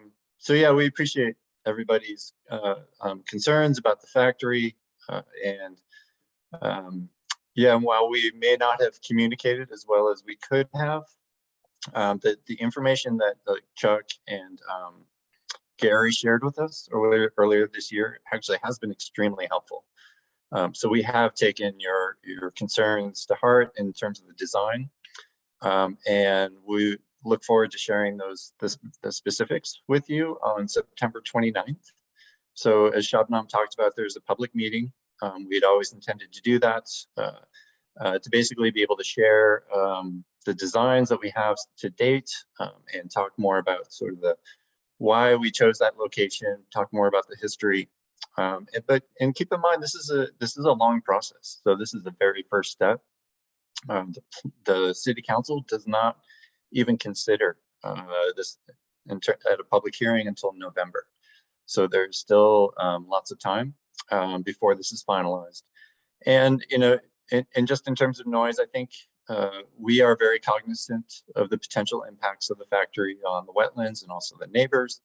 But as Susan said, because of our high standards for this building being extremely efficient, close to net zero, we believe the vast majority of that noise is going to be contained. So we've done a lot of additional things that added cost to the building. So we moved all the mechanical equipment to the north side of the building so that the neighbors wouldn't hear that. All the trash bins will be on the north side of this building as well. But other than that, we didn't have a whole lot of opportunities in terms of finding alternate locations. So I guess my main message is to the community, please join us on the 29th. It will be at 4:30 p.m. until 6 p.m. It'll be kind of open house format. Glenn and I will be there. Habitat will be there. Happy to walk you through the plans that we have to date, and even go walk the site. We'll show you the property markers or corner markers of the buildings and what you could potentially expect. So Glenn, anything you want to add? Yeah, and that meeting will be at the Ed Center, so you can go in through the front entrance, and we'll have signs pointing you in that direction. And also, BVSD had a lot of concerns over noise as well. So we've partly actually that location works well for noise for us because it abuts the part of tech that makes their own noise, because that's part of the construction trades program. And they run buzz saws and things like that inside the building. And it's adjacent to, also close to the auto shop, which similarly has those types of uses. So we felt this was compatible with it. In regarding the small strip of land, that is actually something on BVSD's radar. It has no part in this. It's not part of the annexation. I heard a comment that it was part of the annexation agreement, but it was actually part of the comments. So, but there's nothing in the agreement that establishes anything with that final strip. Let me see if there's anything else. No, I think that's it. Okay, thank you. So I'll bring it to the board for discussion.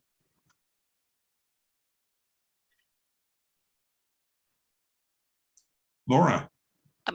I do have some comments I want to make, but first I wanted to ask just about the status of Susan Lithgow from Habitat.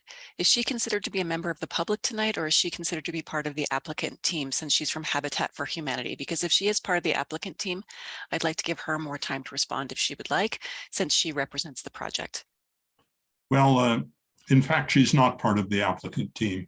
The issue before us is an annexation of land owned by Boulder Valley School District. And Got so it. I Thank think you. we need to limit our, the status of the folks who are dealing with that. That But go makes ahead sense. with your Thank you. questions. No, I think there are other board members that had some specific things they wanted to propose. So I will yield, and if you could come back to me later. Okay. Other folks? George? Sure. I mean, I overall, I'm excited about the project, but I also want to be cognizant of all the public testimony that we heard tonight. And so I'm not ready to make any official proposals, but I'd be curious what other board members, I had not considered sort of sound levels and things like that. And I'm wondering what we might be able to do as a board to try to codify some things for both the wetlands and the adjacent neighborhood to mitigate impacts of sound. Sounds like light is already has been taken into consideration by the applicant, complying by the dark skies.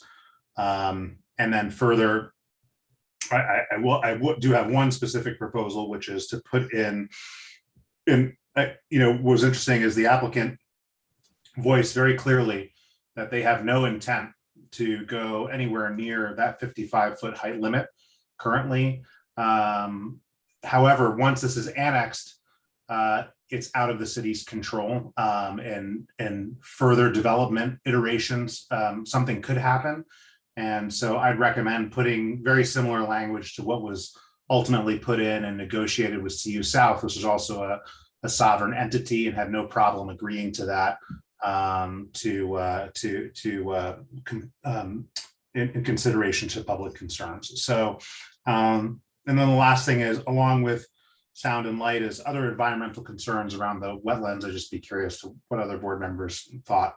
And I'll leave it at that. Thank you. Okay. Who else has some thoughts on this? Lisa? Yeah, I think one of the things that stood out to me and kind of maybe off of what we just heard is that,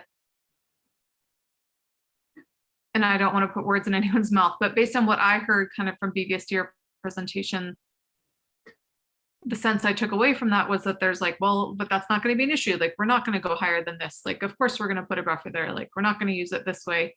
And I think to the extent we would call it conflict or whatever we want to call it, I think the tricky thing is that unless it's codified in the annexation agreement, while that may be true now, and I don't think anyone's being disingenuous, it seems like you definitely want to take the neighbors' concerns and some of them may be addressed, some of them may not. You know, that's a normal part of any planning process. So I'm not saying that everything the neighbors ask for will necessarily happen.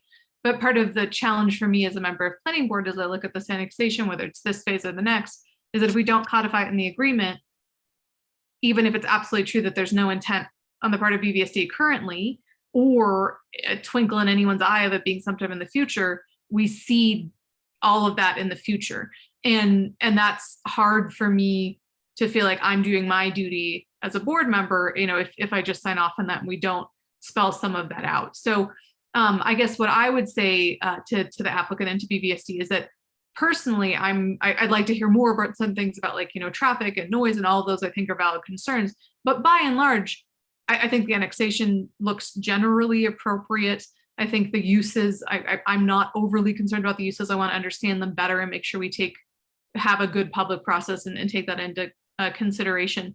But I'm not feeling like this is a bad thing to do. I'm just concerned that, you know, when I look at those criteria and I look at what we're doing, we just lose that ability to have any control over what happens with the land unless we put it in the annexation agreement. So I don't know exactly where we'll land tonight or where we'll be in future processes, but I just want to signal, I guess, to BVSD that that's kind of where I stand as a member of planning board. That it's not that I am overly concerned with where you're at right now. It's what happens in the future and what are we signing off on for the future. Laura. So I agree with my fellow planning board members, George and Lisa. As many of you know, what I do professionally is collaborative public policy. And we see this over and over again, that You know, regardless of what happens today, what happens down the road, things can change through nobody's malicious intent. Things just evolve, and people look out for their own interests and do what's best for them at the time. So if the city of Boulder wants to include any kind of provisions in this annexation agreement to prevent things down the road, you know, the time of annexation is the only time that we have to do it. So I do think that it's good to be thinking about those things here and now. I want to thank all the neighbors who came out to testify. You know, testifying before a board like this can be scary, and it can be intimidating. And we appreciate your time and your honesty and your bringing your concerns, because if we don't hear them, then we can't respond to them. So I want to thank you very sincerely for doing that. It does sound like the notification could have been better. The communication could be better. I think we heard the applicant say that as well, and hopefully it will be better going forward.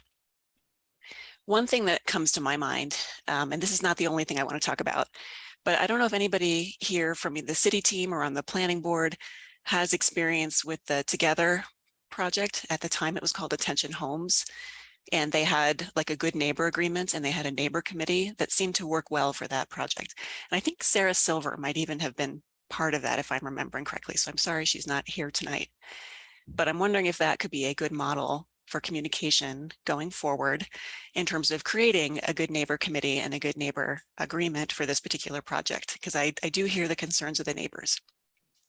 I do want to point out, though, that because of the nature of this annexation process, the group that we're hearing from the most is the immediately adjacent neighbors. We're not hearing from the people who would benefit from the modular home factory. We're not hearing from the students that would benefit from this educational program. And you know, we're not hearing from this. We've heard a little bit from the city of Boulder, but you know, Jay wasn't here representing the city of Boulder. He was here representing the applicant. But what this means for the city of Boulder and our funding, you know, we have limited funding to put into our affordable housing program. And to the extent that we can make that go farther through a partnership like this, that is a clear benefit to the city of Boulder as a whole and our goals. I do also want to speak to like the limits of this annexation process. It is a goal of the city of Boulder to annex properties like this that are in Area 2 and that are already they're already getting the benefit of being connected to city water and sewer, right? And so what this annexation allows us to do is, as the city, to try to negotiate a package to say, okay, we're going to actually formally bring you into the city, and here are some terms of that agreement. So we as a city get some benefit from that. And part of that is this modular factory and the education for our children. But it could also take the form of, like George had suggested, a height limitation. If not for the whole property, I would certainly support at least putting a height limitation on this modular factory. You know, as John pointed out, this is a different beast. This is not an administrative building. This is not a school building. This is a potentially could be converted to a commercial use in the future and have that property sold off. And as Hella pointed out, if it were sold, then the future owner would be subject to city height limitations and city building code. But between now and then, you know, there is no height limitation on what that building could look like. So it sounds like the city has some control over that, since the city is paying to build this building, but who knows what's going to happen in 20 or 30 years from now when they want to upgrade that building or potentially expand it, and it's still under the school district's control, right? So certainly, at least for that one building, I would think it would be eminently reasonable to say this could be a future commercial use. We want to limit the height on this piece of the property, if not the whole property. I'm not saying the city council couldn't ask for it on the whole property, but I think there's a really strong argument for asking for it for this one particular building. I also think that Lisa made a great point about the buffers and the boundaries, and it sounds like that's a little bit complicated, and that the residents, I'm not exactly clear on what the residents were talking about with that triangle or strip of land, but it sounds like they have put time, effort, and money into improving it and think they have a legal case for claiming ownership to it. It sounds like the ownership, the boundaries, the surveying is a little unclear. So I'm not sure that we should go there tonight in the annexation agreement. It sounds like the neighbors don't actually want that triangle to be part of the annexation agreement. They want it to remain, as they see it, their property, which seems like it has not been legally determined, but that's not our call to make. That's not what we're here to do tonight. So I think those are my initial comments. I do also want to say I'm a little surprised that nobody on staff took the opportunity to talk about the Arapahoe widening, street widening project that I believe has been funded and is, starting underway, that will help ease some of those traffic concerns. And I can't speak to that intelligently, and maybe there's somebody else here tonight who would like to, but that I think that is something for the neighbors to look into if they're not already aware of it, that Arapahoe corridor heading east is slated to be improved significantly. Thank you. ML. Thank you, John. And yeah, I appreciate what my colleagues have brought to the table on this. The questions that remain for me have to do with the partnership. So this is proposed as a partnership between a nonprofit, a city, and a school district. And the nonprofit has stated that it will be run as a professional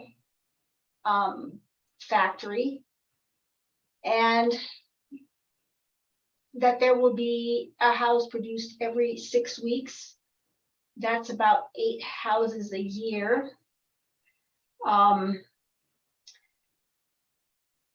It's 8 houses a year, right? Speaking to Macon's point, it's a way to get the affordable housing component in our city. So the question I have is, if the agreement between these 3 entities, this partnership, doesn't remain, potentially the affordable housing units or the modules, they're not necessarily claiming to be affordable in their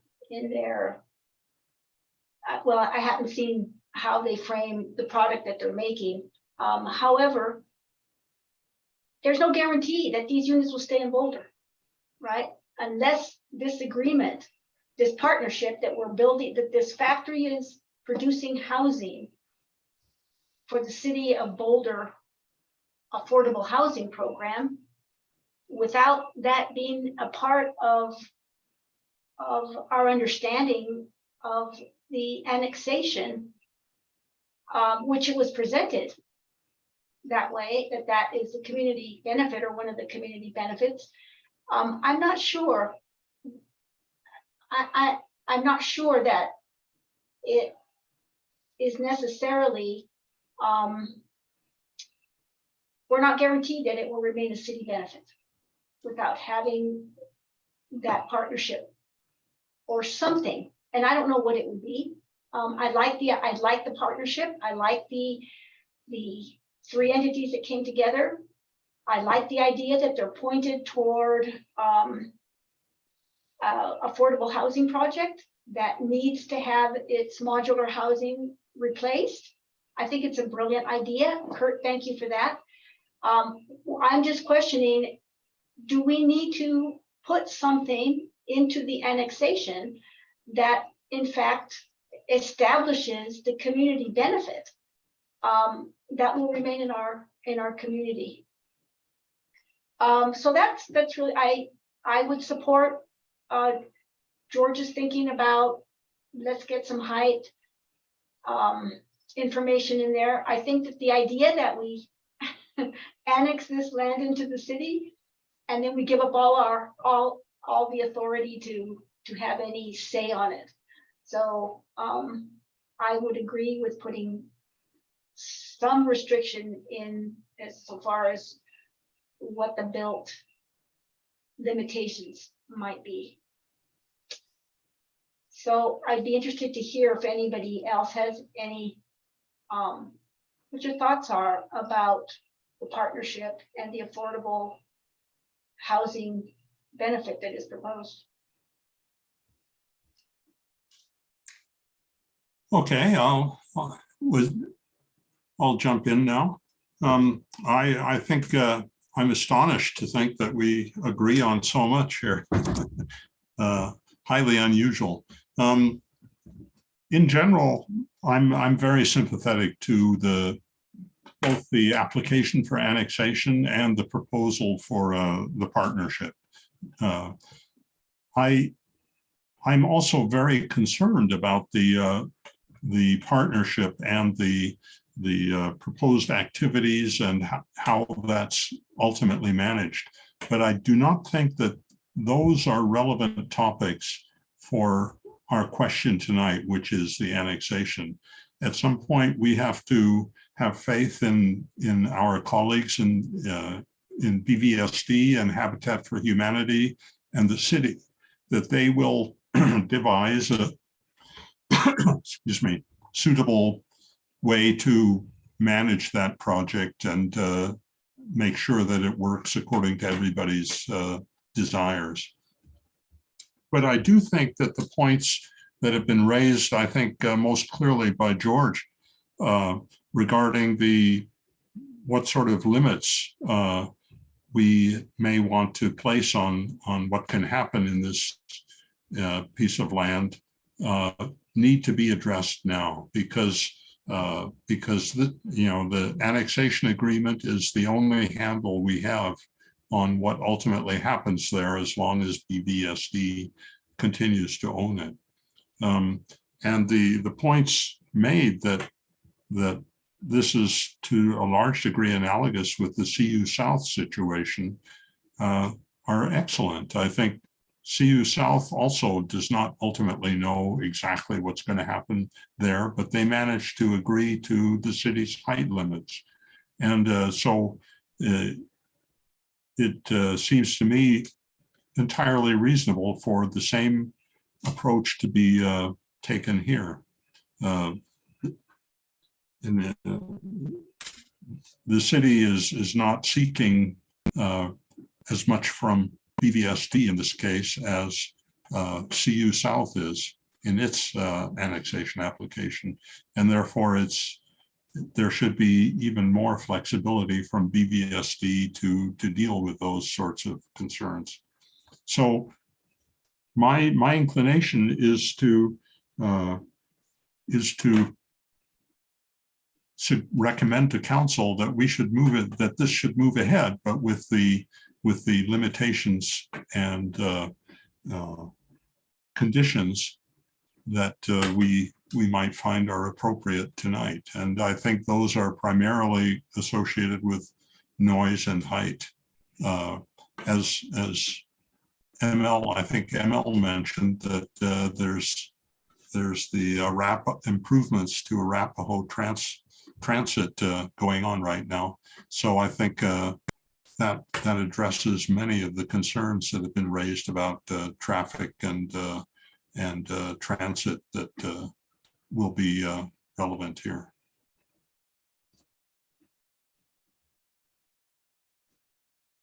So I see Jay has some thoughts. Jay? Oh, thanks, George. I'm John. I don't know why I keep calling you your brother. He's the handsome one. Right, that must be it. No, I appreciate all the conversation you've been having, and I just wanted to provide a little bit of context. So I've heard a couple times that from planning board members that you feel like you're giving up control through this annexation. I mean, I just want to be super clear that we don't have control now. So with the city involved in building the factory, I agree there is that sort of increased level of city control.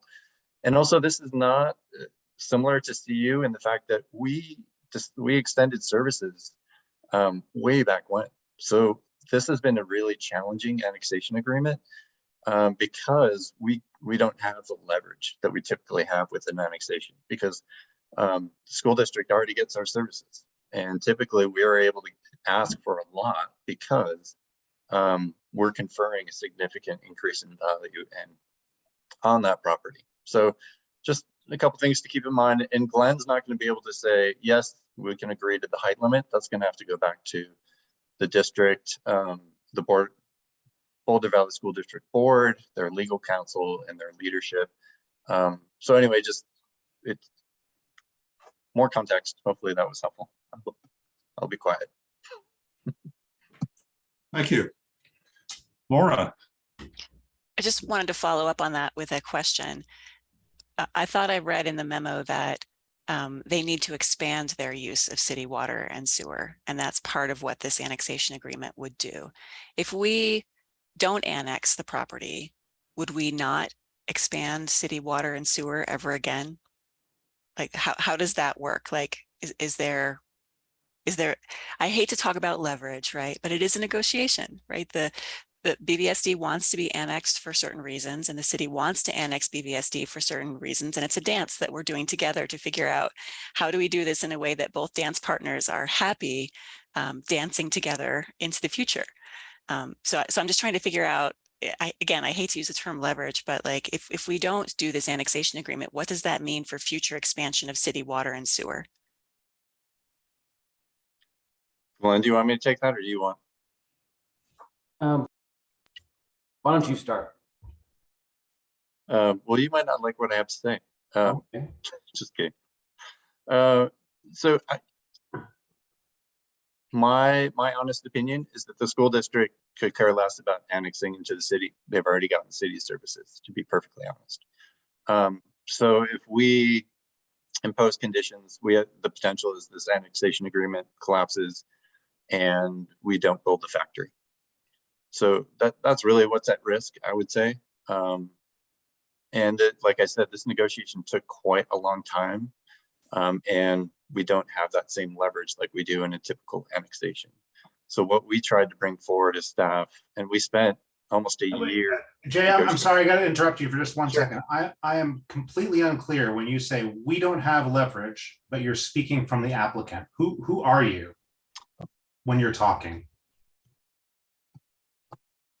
In this moment, are you speaking for the city when you say we, or are you speaking on the applicant? Yeah, I'm confused. If I can see it real quick for a question, maybe to help, but maybe just representing the city's interest, it might be better for city attorney's office or Charles or Shabnam to answer that question about leverage and such. So sorry, Jay, just trying to take you out of a paradoxical situation. Thanks. Yeah, I guess I'll try to answer the question. Yeah, there is a difference here in that the school district already does have water and sewer services.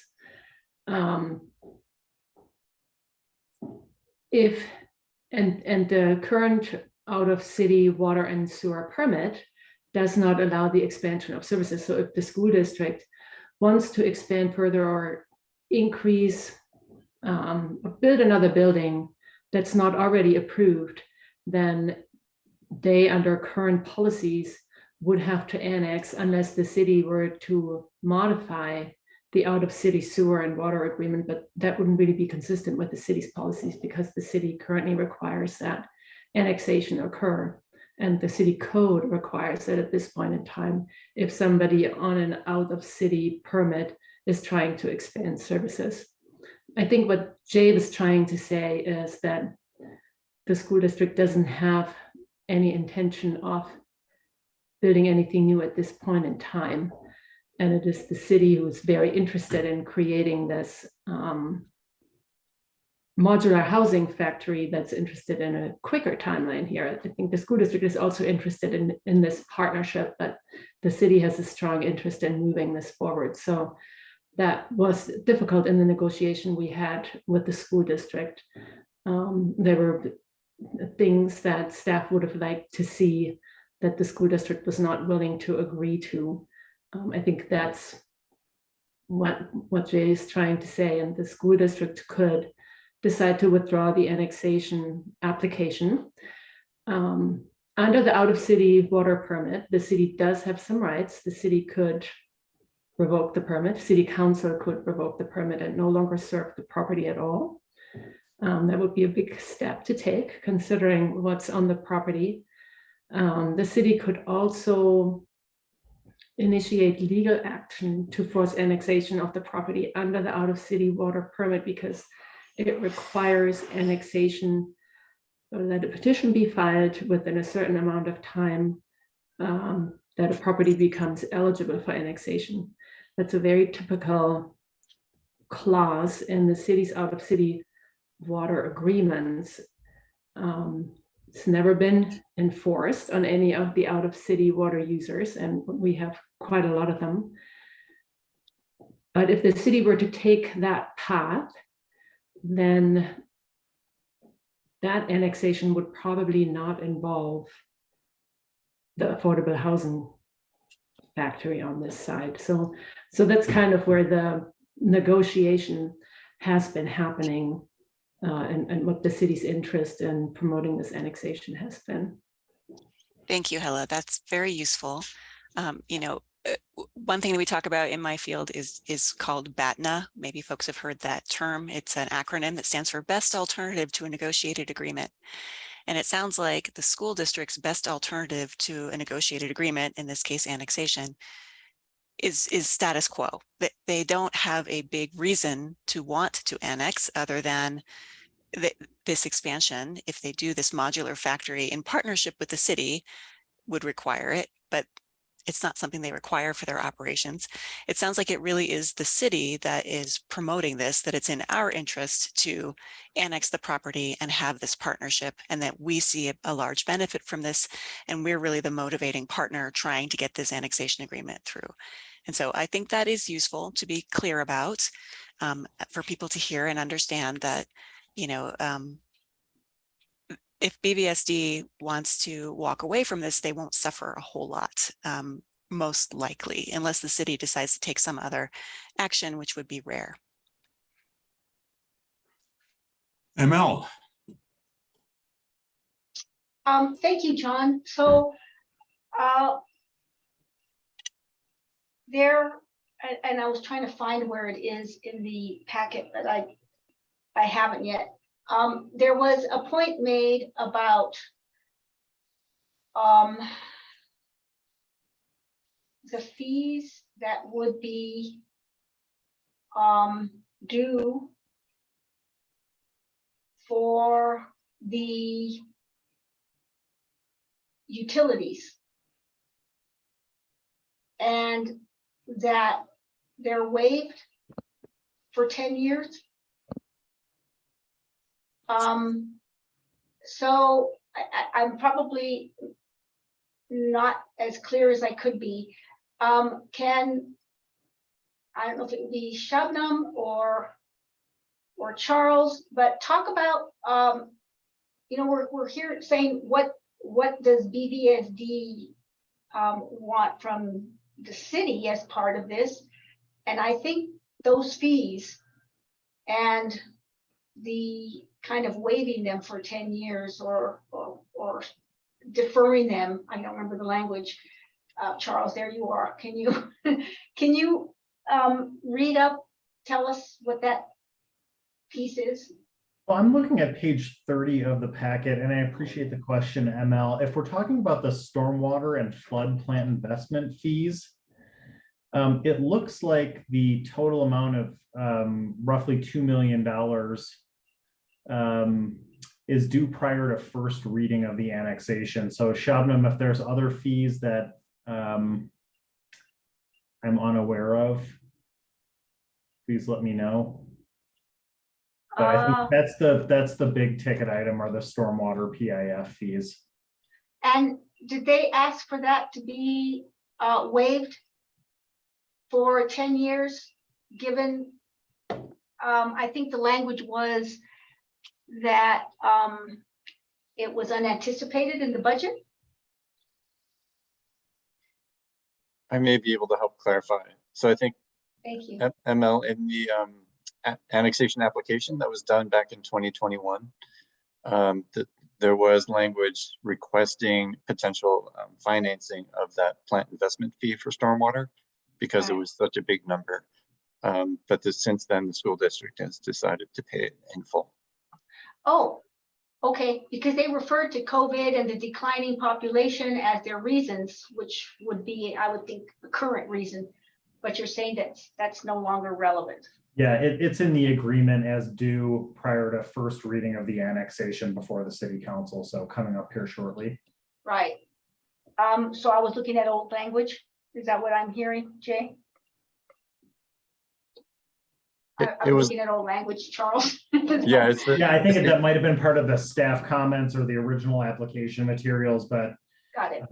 the agreement that we landed on was that the $2 million and change would be remitted at the time of first reading. Okay. Thank you for that clarification. I appreciate it.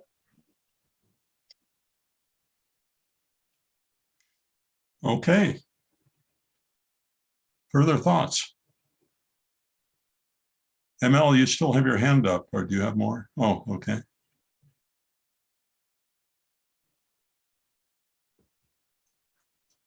Well, oh, Laura, go ahead and then I'll jump in. I'm hesitant to go in front of you, John, because you always have very clarifying things to say.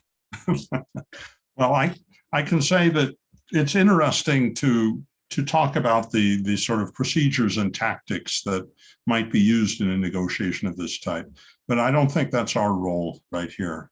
I think what our job is to do is to decide what we think is best for the city and to state what that is, and then staff and city council can take that into consideration in their further discussions with BVSD.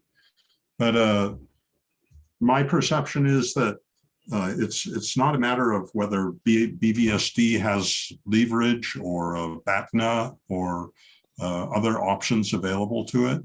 It's our job to decide what we think is appropriate for annexation.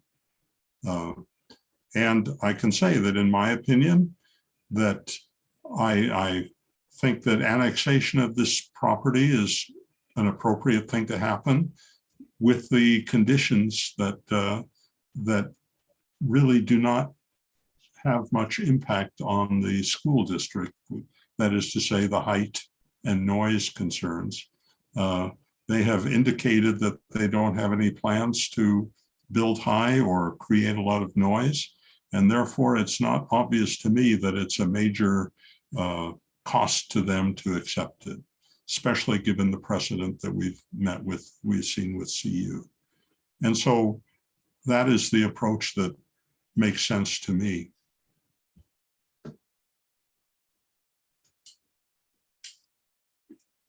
Go ahead, Laura. I largely concur with your comments. I think that's well said. I'm looking at the key issues that staff identified in the memo. And I think, yes, the proposal is consistent with the city's annexation and BVCP policies. I think that, yes, it is consistent with the state statutes and including the BVCP policy on annexation. And I think that, yes, an initial zoning of P for public is appropriate. I don't know what else it could be. So I would, be in favor of moving forward with a recommendation to annex. I do want to point out, for the sake of the neighbors, that, I hear what they're saying about maybe there's a better location for a modular factory if we could just pick and choose any place in the city. But we have an annexation opportunity in front of us, and we have no power to compel anybody to build on or purchase land outside of their control. So this is about what's going to happen with this particular property. And what is being proposed for this property does seem to be consistent with the public use designation. It's an educational facility that provides benefit for the students. It's a nonprofit use that also provides benefit for the city. So I don't see any issue with proposed uses of the property. I think it is appropriate for that zoning designation of public. And I think if this board wants to make a recommendation to council to explore whether a height limitation could be agreed upon, I think that is a reasonable thing to suggest to be explored. And I also would like to return to this idea of some kind of a good neighbor committee or agreement. I think that has worked well in other areas of the city. This is a a campus that abuts a residential neighborhood, and we have neighbors that have expressed some strong concerns. And I do think that, increasing that communication through some kind of committee or agreement would be appropriate, because, we're not trying to do this to make anybody's life more difficult. And I think that having open lines of communication between neighboring uses is a good thing. So I would certainly want to put that forward as something that this board could consider recommending. Thank you. ML. Thank you, John. I like the idea of just going back to the key issues that were identified. Does the annexation, is it consistent with the state statutes? I would say it is. Is the zoning designation of P appropriate for the site? I would agree with that. The question I'm still having, and maybe it goes as a question for council to consider, in the BVC policies for annexation, I'm looking at D, 1.17D. Significant emphasis will be given to benefits achieved from the creation of permanently affordable housing. I still think that all bears on a partnership agreement that is not part of this annexation per se. And again, they might have a factory, but those units might not end up in Boulder. So I don't know how that goes forward, but I do think that if we are considering that to be a component of the community benefit that is coming to our city via this annexation, that it would behoove us to link that partnership in some manner, or at least the outcome of that factory in some manner, to our affordable housing goals in the city of Boulder. Otherwise, I think that the project meets the three criteria that the staff has put out, with the exception of that component of the BVCP community benefit. Thank you. George. Yeah, in general, I concur with what ML said. I do have concerns, as I voiced earlier, on height as it relates to community benefit. Again, we don't know what will happen 20 or 30 years from now if someone decides to put up an 8-story office building there. It will be out of the city's control, and that could have a very detrimental impact to the community. Be it BVSD, a far off scenario, they build an 8-story office building and replace their 2-story one, and then they sell it off, and the city doesn't have control over that, and the damage is done. Is it a remote possibility? Absolutely. It's super unlikely, and that's why I think that we should have no issue with asking for the applicant to fall under the same terms as what we have within CU South. And that would also mitigate my concerns around some of the potential loss of community benefit if something like that were to happen, because we don't have mechanisms, if that was to happen, we don't have mechanisms as a city, once this is annexed, to actually derive additional community benefit as we would for additional height and density in a traditional city circumstance. So, and then again, around community benefit, I see the benefit of the modular housing thing. I want to make sure that the neighborhood's concerns are met around sound, be it through something like what Laura suggested, a good neighbor policy, something around that mitigates their concerns that they're not going to be living next to an ongoing 24/7, 365 construction project. Other than that, I generally concur with what ML said. and kind of frame it the same way around sort of just narrowing in on that community benefit and making sure that it addresses all sides of that equation. Lisa. Yeah, I also concur with the other board members, and I appreciate staff taking the time to walk us through this and get us to where we were at, and the applicant as well. I think as much as, we spent time on that, we're now coming back to those very nicely framed, 3 core questions for us to ask. I still think it's all really important discussion that happened, not only to hear from our community members and the neighbors. And again, I want to acknowledge that whenever something is going in close to someone's home, that they're the folks who show up, but there are other people who are impacted as well.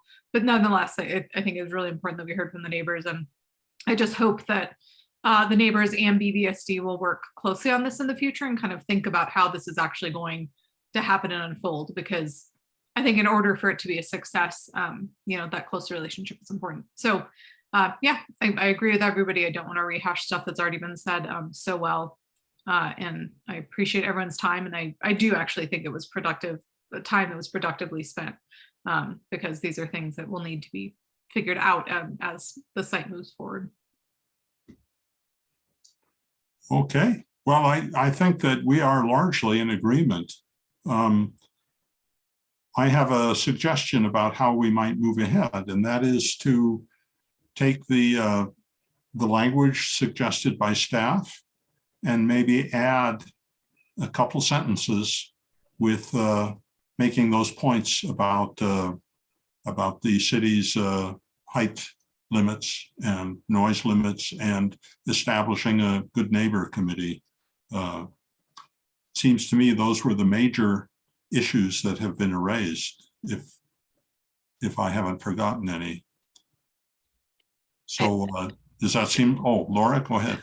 I think there was one more, and that was the idea that ML raised of, and I don't know how to frame this, and maybe Hella or somebody else would have an idea, but the idea of these modular units that are created, that sort of first right of refusal should be to use them here in Boulder, whether that's through Habitat for Humanity or some other affordable home program connected to the city. Like that the city's affordable housing program and partners should have basically first dibs on those modular homes that are maybe like the first 80 or the first 100, or maybe there's some limit to it, but that some of that benefit should stay here in Boulder. Thoughts?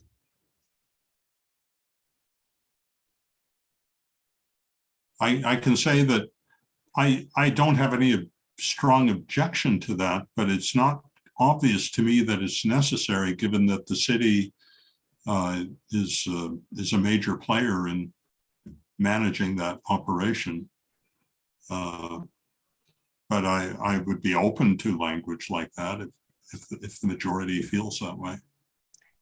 John, you just said something that I thought was really important, which is that the city is a major partner, and that's for 10 years, right? At least 10 years. And ML, how many houses did you say are coming out a year? 6, 8? If it's every 6 weeks? Based on their every 6 weeks, there'd be, and that's assuming that they're not going to work on holidays. So 1 month gone, that would be 80 a year.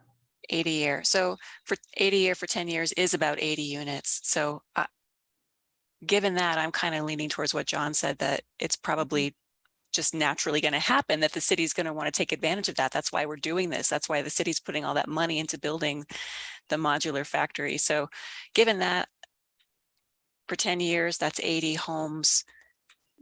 I think it's going to kind of take care of itself. But what do you think? I wanted to honor your input. I do appreciate the point John makes, that the city is a vital part, since it's going to be building the building and part of the trio of partnership. So it may not be an issue. It just seems to me we're counting on it to be our community affordable housing benefit. And yeah, so I'm not sure what would make what would be useful. What would be useful in order to, as long as the city's involved, I guess there would not be an issue unless something changes after 10 years. And at that point, one hopes we got the eight units a year, which may or may not be a reasonable thing to expect out of a volunteer. It's a mostly volunteer program, Habitat for Humanity, and students. So, you know, what will we ultimately get out of it? I think it's an unknown, but we get it for 10 years. So I could let go of my concern and assume that the program and the intent of that modular factory would remain true to its goal. So you don't see the need to have language about that in our conclusion tonight. Yeah, I think given that the city, thank you for reminding that, the city is a player and building it. Right. I think that we could be okay, and after 10 years, it's all up for renegotiation anyway. Yeah. Yeah, so yes, John, you are correct. Okay. All right. Further thoughts? I would invite somebody to make a motion if we've come to that point. I think, could you put the language, Amanda, on the screen that was suggested by staff? Yes, I certainly will share right now. I could try to write something up real quick if you folks would like. Well, that would be great. Let me try to write something. Do we want to take like a 5-minute break and then I'll send it over to Amanda? Okay. All right. Let's see. What time is it now? 8:55. Let's come back at 9 o'clock. Okay. Great, thank you. Thank you. Oops.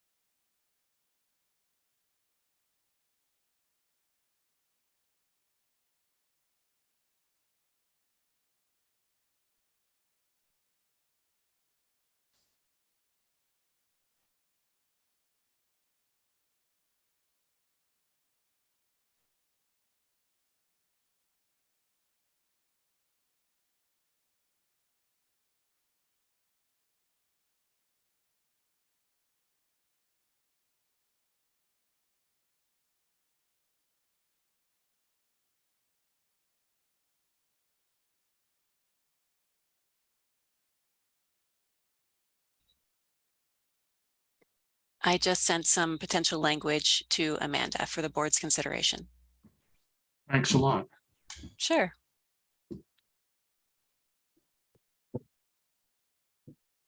This is, Amanda, this is in addition to staff's motion. Okay. So you would go ahead and take, I should have copied it, but you would go ahead and take the motion from staff's memo and add this at the bottom. No worries. Thank you. Uh-huh.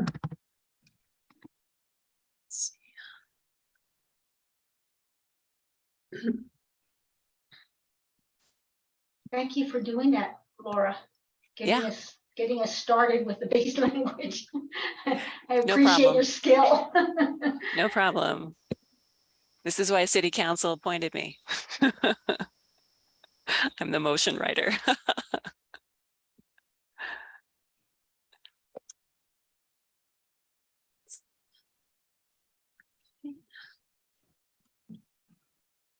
Oops.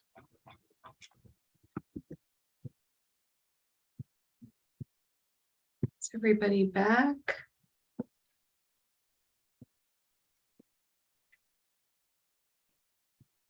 Okay. Okay.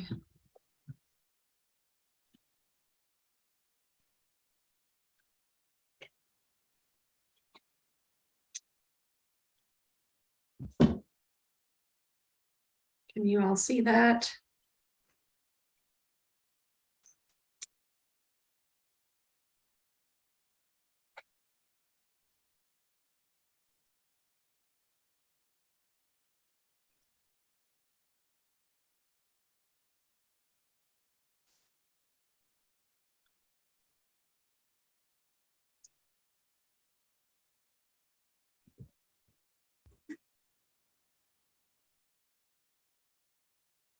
So the first paragraph is staff's suggested motion language unchanged. And what I wrote is the next sentence and bullet points. Okay. Now comes the wordsmithing. Right. Thoughts on this?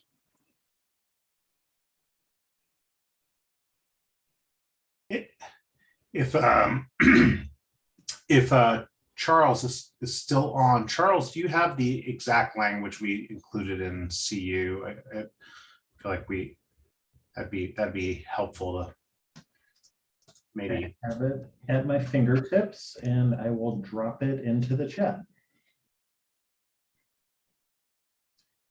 2 seconds.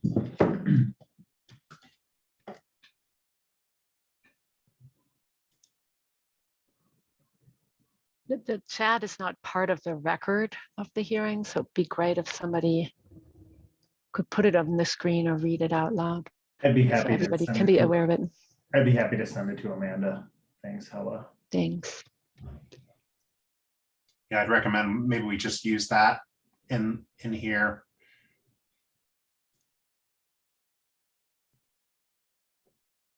As it relates to height.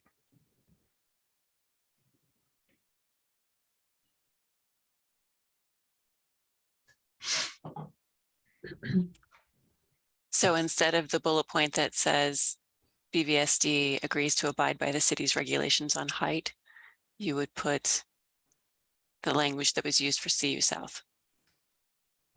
Yeah, I think so. I don't remember it verbatim, so it'd be nice to just put it in there and then decide, between amongst ourselves if that's the right approach, or if, I don't know, varied roof lines make sense for a smaller site like this. So maybe we strike that and simplify it for, at least for council, but at least get the nature of that language, because I know it was highly considered language, put it that way.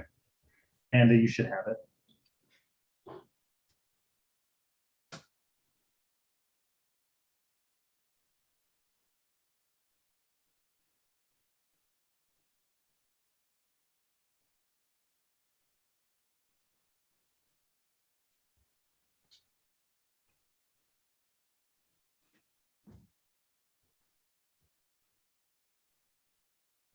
Sorry, trying to unmute here. Here we go. Sorry. There's that, so you can see it. So let me just say, one thing that I personally don't like about this is that it becomes a separate location of what exactly is the height limit. You know, that height limit could go up or down in the future, and we don't know what the future holds, right? Changing the charter is hard. It's unlikely to change, but I would hate to have an annexation agreement that becomes a dinosaur if that limit does change by a vote of the people, which is how charter amendments have to happen.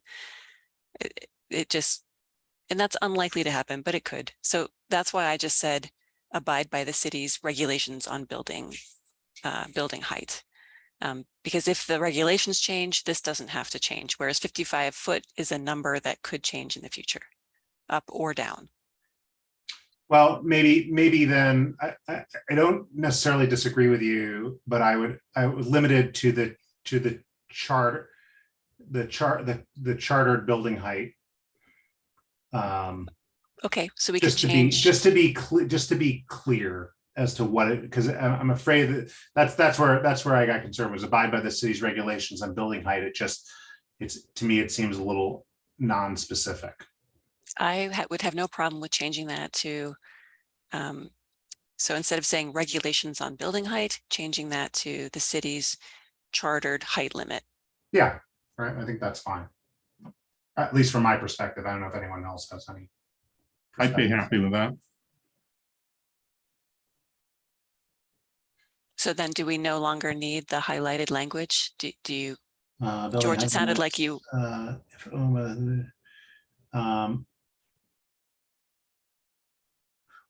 Well, I guess the reason why it says if owned by the university was because it clarifies that, just like this annexation, if this was sold off, then they would have to abide anyway. So BVSD, if I would almost put the same thing, if owned by BVSD, all buildings on the property will be limited to the chartered building height or something like that, to be clear, because anything not owned by BVSD would already fall under the chartered building height. Is that correct? Unless they sold it to CU.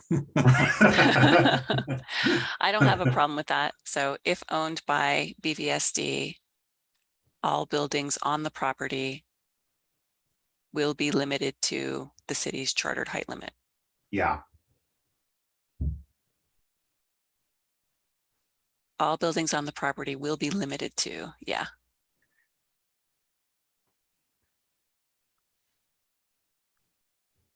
And again, this is just a recommendation that City Council explore the potential.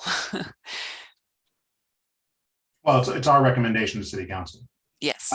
My recommendation to City Council is not to explore the potential. Yeah. My recommendation to City Council is, this is my recommendation to City Council. Yeah, I agree There's with a bit that. of difference and nuance there.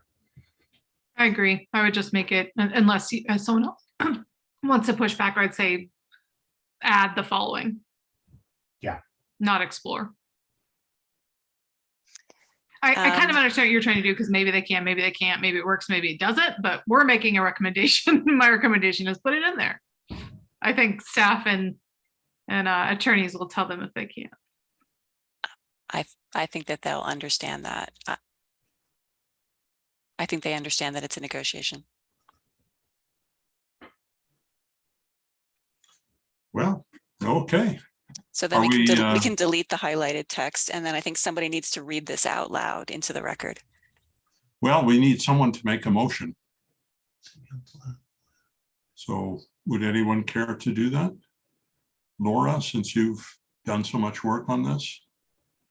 I think I'd rather not be the motion maker on this one. Oh.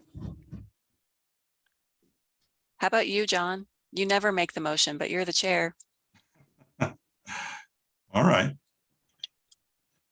Okay, I move to recommend to City Council approval of the proposed series annexation of the property located at 6500 Arapahoe Road with an initial zoning designation of public P pertaining to case number LUR 2021-00032 incorporating this staff memorandum as findings of fact, subject to the recommended conditions of approval for the annexation as provided for in the draft annexation agreement in attachment D.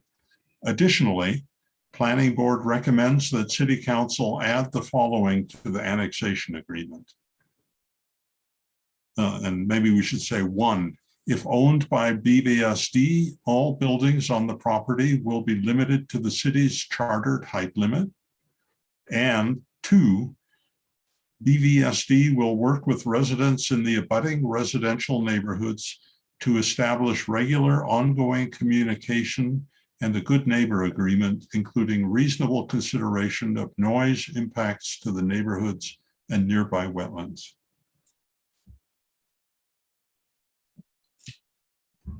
Okay, is there a second?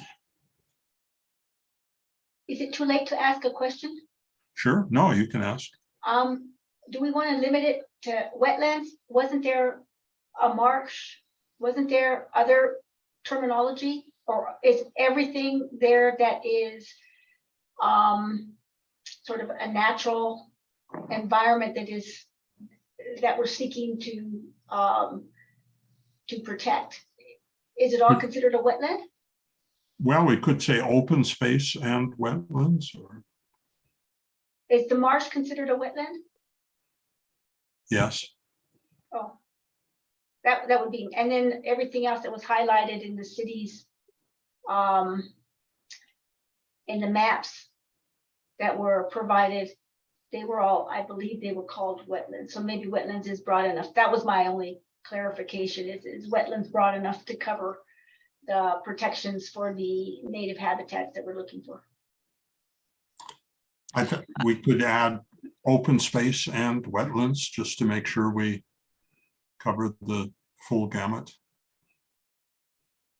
Would that John, it's your motion. Are you good? okay, with it's my motion. Let's add wetlands and open space at the end.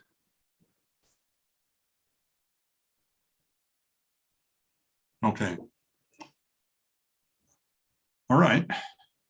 Still looking for a second here. Oh, I'll second it. Okay, great. So let's take a vote. There's no more discussion.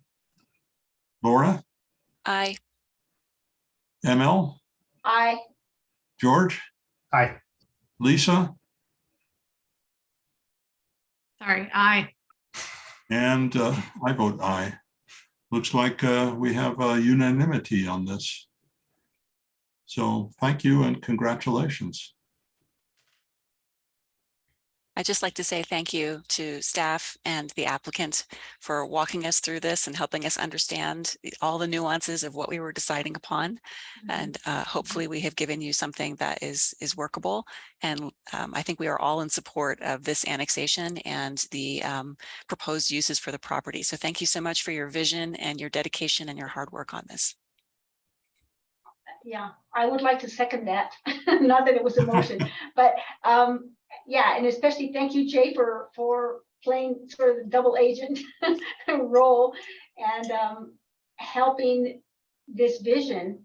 I think it's a wonderful idea to have a modular factory, and that the city is going to own it and be a party to it for at least a decade and build it to a very high standard. I think all of those things are gonna have a huge benefit to the students that will be participating in those programs. So kudos to the staff, and especially to Jay and to Kurt for working so diligently for as long as you did to get it to this point. I really appreciate the partnership that you created on this. Thank you. Thank you. Okay. Well, that brings us to the end of this We item. have a hand up from Kurt, who I don't think Kurt has spoken yet tonight. Hi, Kurt. Where are you there? Oh, there you go. Okay. Good evening, Go Planning ahead. Board. So Kurt Fernhaber, Director of Housing and Human Services. Wanted to thank you for your very in-depth conversation tonight, as well as the the others that spoke at the public comment, and we'll definitely use that to assist us to make this a good intergovernmental agreement, which we're working on now between the school district and the city of Boulder, and answering some of the questions on that ML brought up, around the structure of that. So thank you for that. I also wanted to add one clarification, but I didn't want to interrupt the flow of the conversation tonight. When we started negotiating with the school district, I think it was about 3 years ago on this.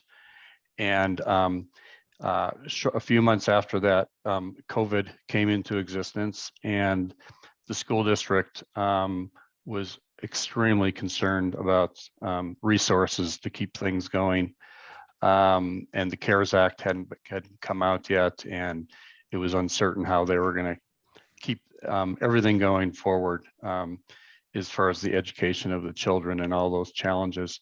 At that time in the negotiation, they didn't really have the resources or the bandwidth to help move this annexation forward. So I offered Jay to provide technical assistance in helping to support them in that process. He wasn't a paid consultant by the school district, and he was used from our department to assist in that. I think tonight his intent was to be transparent in his involvement in that way. And to George, I'm sorry if that created some confusion, but I just wanted to create clarity around that. And the negotiation was primarily headed by Hella and others. So I want to also thank her for all that work. And we look forward to working with these other two partners to make a real impact on homeownership housing opportunities in the city. So thank you. Well, thank you. Thank you. And congratulations on coming up with what seems like an inspired approach to the problem. So good for you. Okay. That brings us to matters from staff and board and anyone else. And the John, city attorney. you probably can't see Lisa's hand. It's kind of fading into the background, but Lisa also has a hand up. Yeah, Lisa, go ahead. Yeah, well, I just wanted to address one thing, perhaps not housing, but we definitely do have factories in the city of Boulder. They exist. So I just wanted to acknowledge that, and that I do think the training is valuable. And then just to echo what Kurt said, and to Shabnam and to Jay and to all of the staff, we appreciate your work so much. And we know how hard it is to run public process and to negotiate between us. And I thought Jay did a good job of walking the line. We just put you in kind of a funny spot at times tonight. So yeah, thank you. Thank you to staff. Yeah, I hope that neighbors and BVSD and anyone else impacted are able to talk to each other moving forward. And I agree, it's a innovative and interesting way to approach it. And I think it's going to be valuable for students and for affordable housing. So props to staff on that. Okay. All right. Do we have matters from staff? I think that there was a question from board member Kaplan just about the status of the site review criteria code changes, and I very much appreciate you keeping your eyes on the council calendar. Those dates were tentative placeholders, and based on the recent study session conversation we had with council at the end of August, there's more work to be done at the direction of council. So we're going to adjust that schedule a little bit. We're also experiencing some staffing challenges that we're trying to provide some coverage in the interim around. So that will shift. Planning board will absolutely get to see the next iteration of the ordinance before it moves forward to council. So those were just placeholder dates, but as soon as we have a new schedule lined out, we'll keep the board updated. Thank you, Charles. I appreciate that. And that was all for me. So Brad. Yeah, thank you, Charles. At the risk of becoming predictable, I'll just say thank you again, board members, for tackling a complex topic that we've brought before you and facilitating a discussion and resolution around that. Two items I wanted to just bring to your attention. I think this group is probably tracking and aware of plans for the CU Conference Center at the top of the hill. Wanted to let you know that process, that administrative process of site review, is making its way through the administrative process that we do. And I bring that up both as a person who's not experienced a lot of these here in Boulder, but a lot of them in my career, and just to confirm for you all that it's going through a very typical process and a very a regular pace. We are finding CU and the hotel company to be very responsive to the back and forth process that is review, comments, resubmittal, review, comments. And they've been responsive in that regard around all things, including traffic patterns, traffic studies, and things like that. And I bring that up simply to point out the normalcy of the process that they're going through and the regularity of this administrative effort, and just to alert you to any messages you may have heard otherwise out in the community to see you somehow not being a cooperative partner in that effort, or the hotel company. The second item I'll bring up is that Planning and Development Services staff has been very engaged as one element of the city in the outdoor dining pilot project, which was offered up to restaurants mid-July. Those restaurants are wrapping up their applications, some of them having come in somewhat late to the process, but all in at this point and being processed. And we anticipate a continuity of liquor service through an agreement with the state, as well as complete processing of those applications where restaurants have wanted that. Some restaurants who had done it through COVID have decided not to. And for context, again, this is a 5-year pilot program to look at what permanent outdoor seating options would look like in the longer term future. So 2 planning items just to share with you, and happy to answer any questions about those or any other items you may have heard about. Thank you. Any other issues? Any questions for Brad? Okay. Any matters from City Attorney's Office? Nothing for me. Thank you, John. Okay. All right. Any matters that any of you want to bring up? I can just mention something fun. It may be the most rewarding thing that happens as a member of Planning Board, and that is that the Pottery Lab is looking for chili tasting judges for their annual fundraiser on the 18th of September.